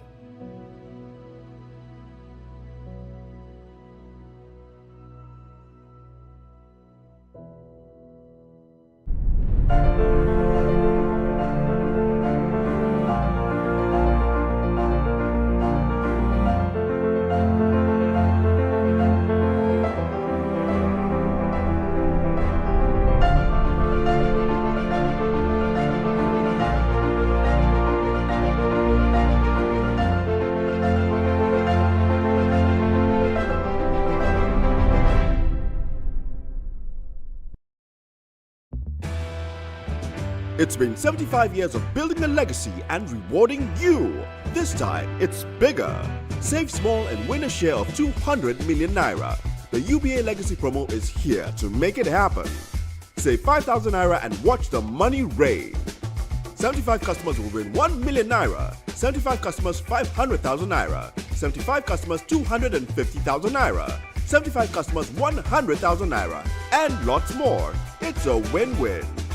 Dial *919*20# to open a savings, bumper, next gen or 𝐘𝐨𝐿 account and start saving to qualify.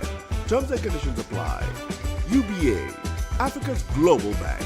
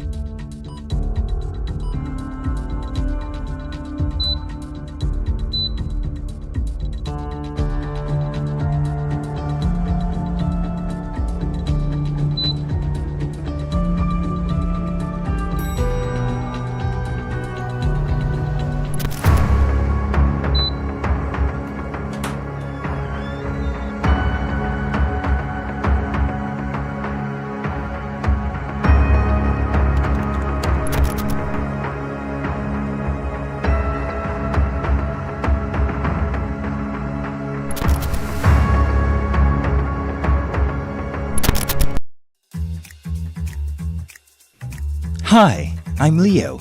Want to know more about me? Chat with me on Instagram, Facebook, WhatsApp, Apple Messages, and Google Business Chat.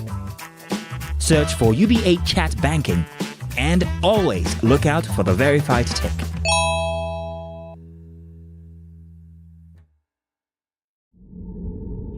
For trades that will last, you need the right structure.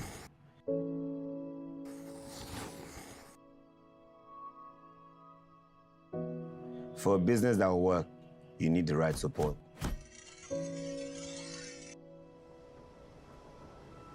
We know you want your craft to be around for generations, and we see all you are doing to make sure of this.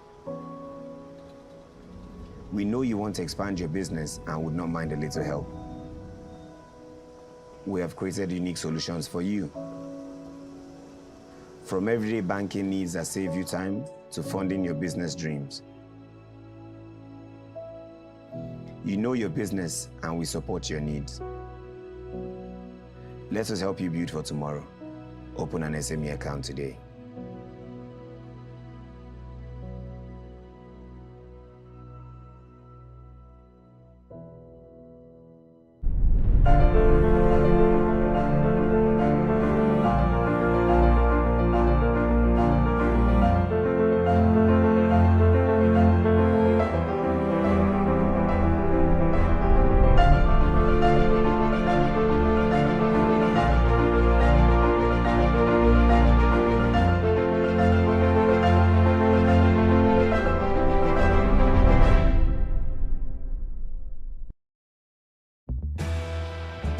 It's been 75 years of building a legacy and rewarding you. This time, it's bigger. Save small and win a share of 200 million naira. The UBA Legacy promo is here to make it happen. Save 5,000 naira and watch the money rain. 75 customers will win 1 million naira. 75 customers 500,000 naira. 75 customers 250,000 naira. 75 customers 100,000 naira. And lots more. It's a win-win. Dial *919*20# to open a savings, bumper, next gen or 𝐘𝐨𝐿 account and start saving to qualify. Terms and conditions apply. UBA, Africa's global bank.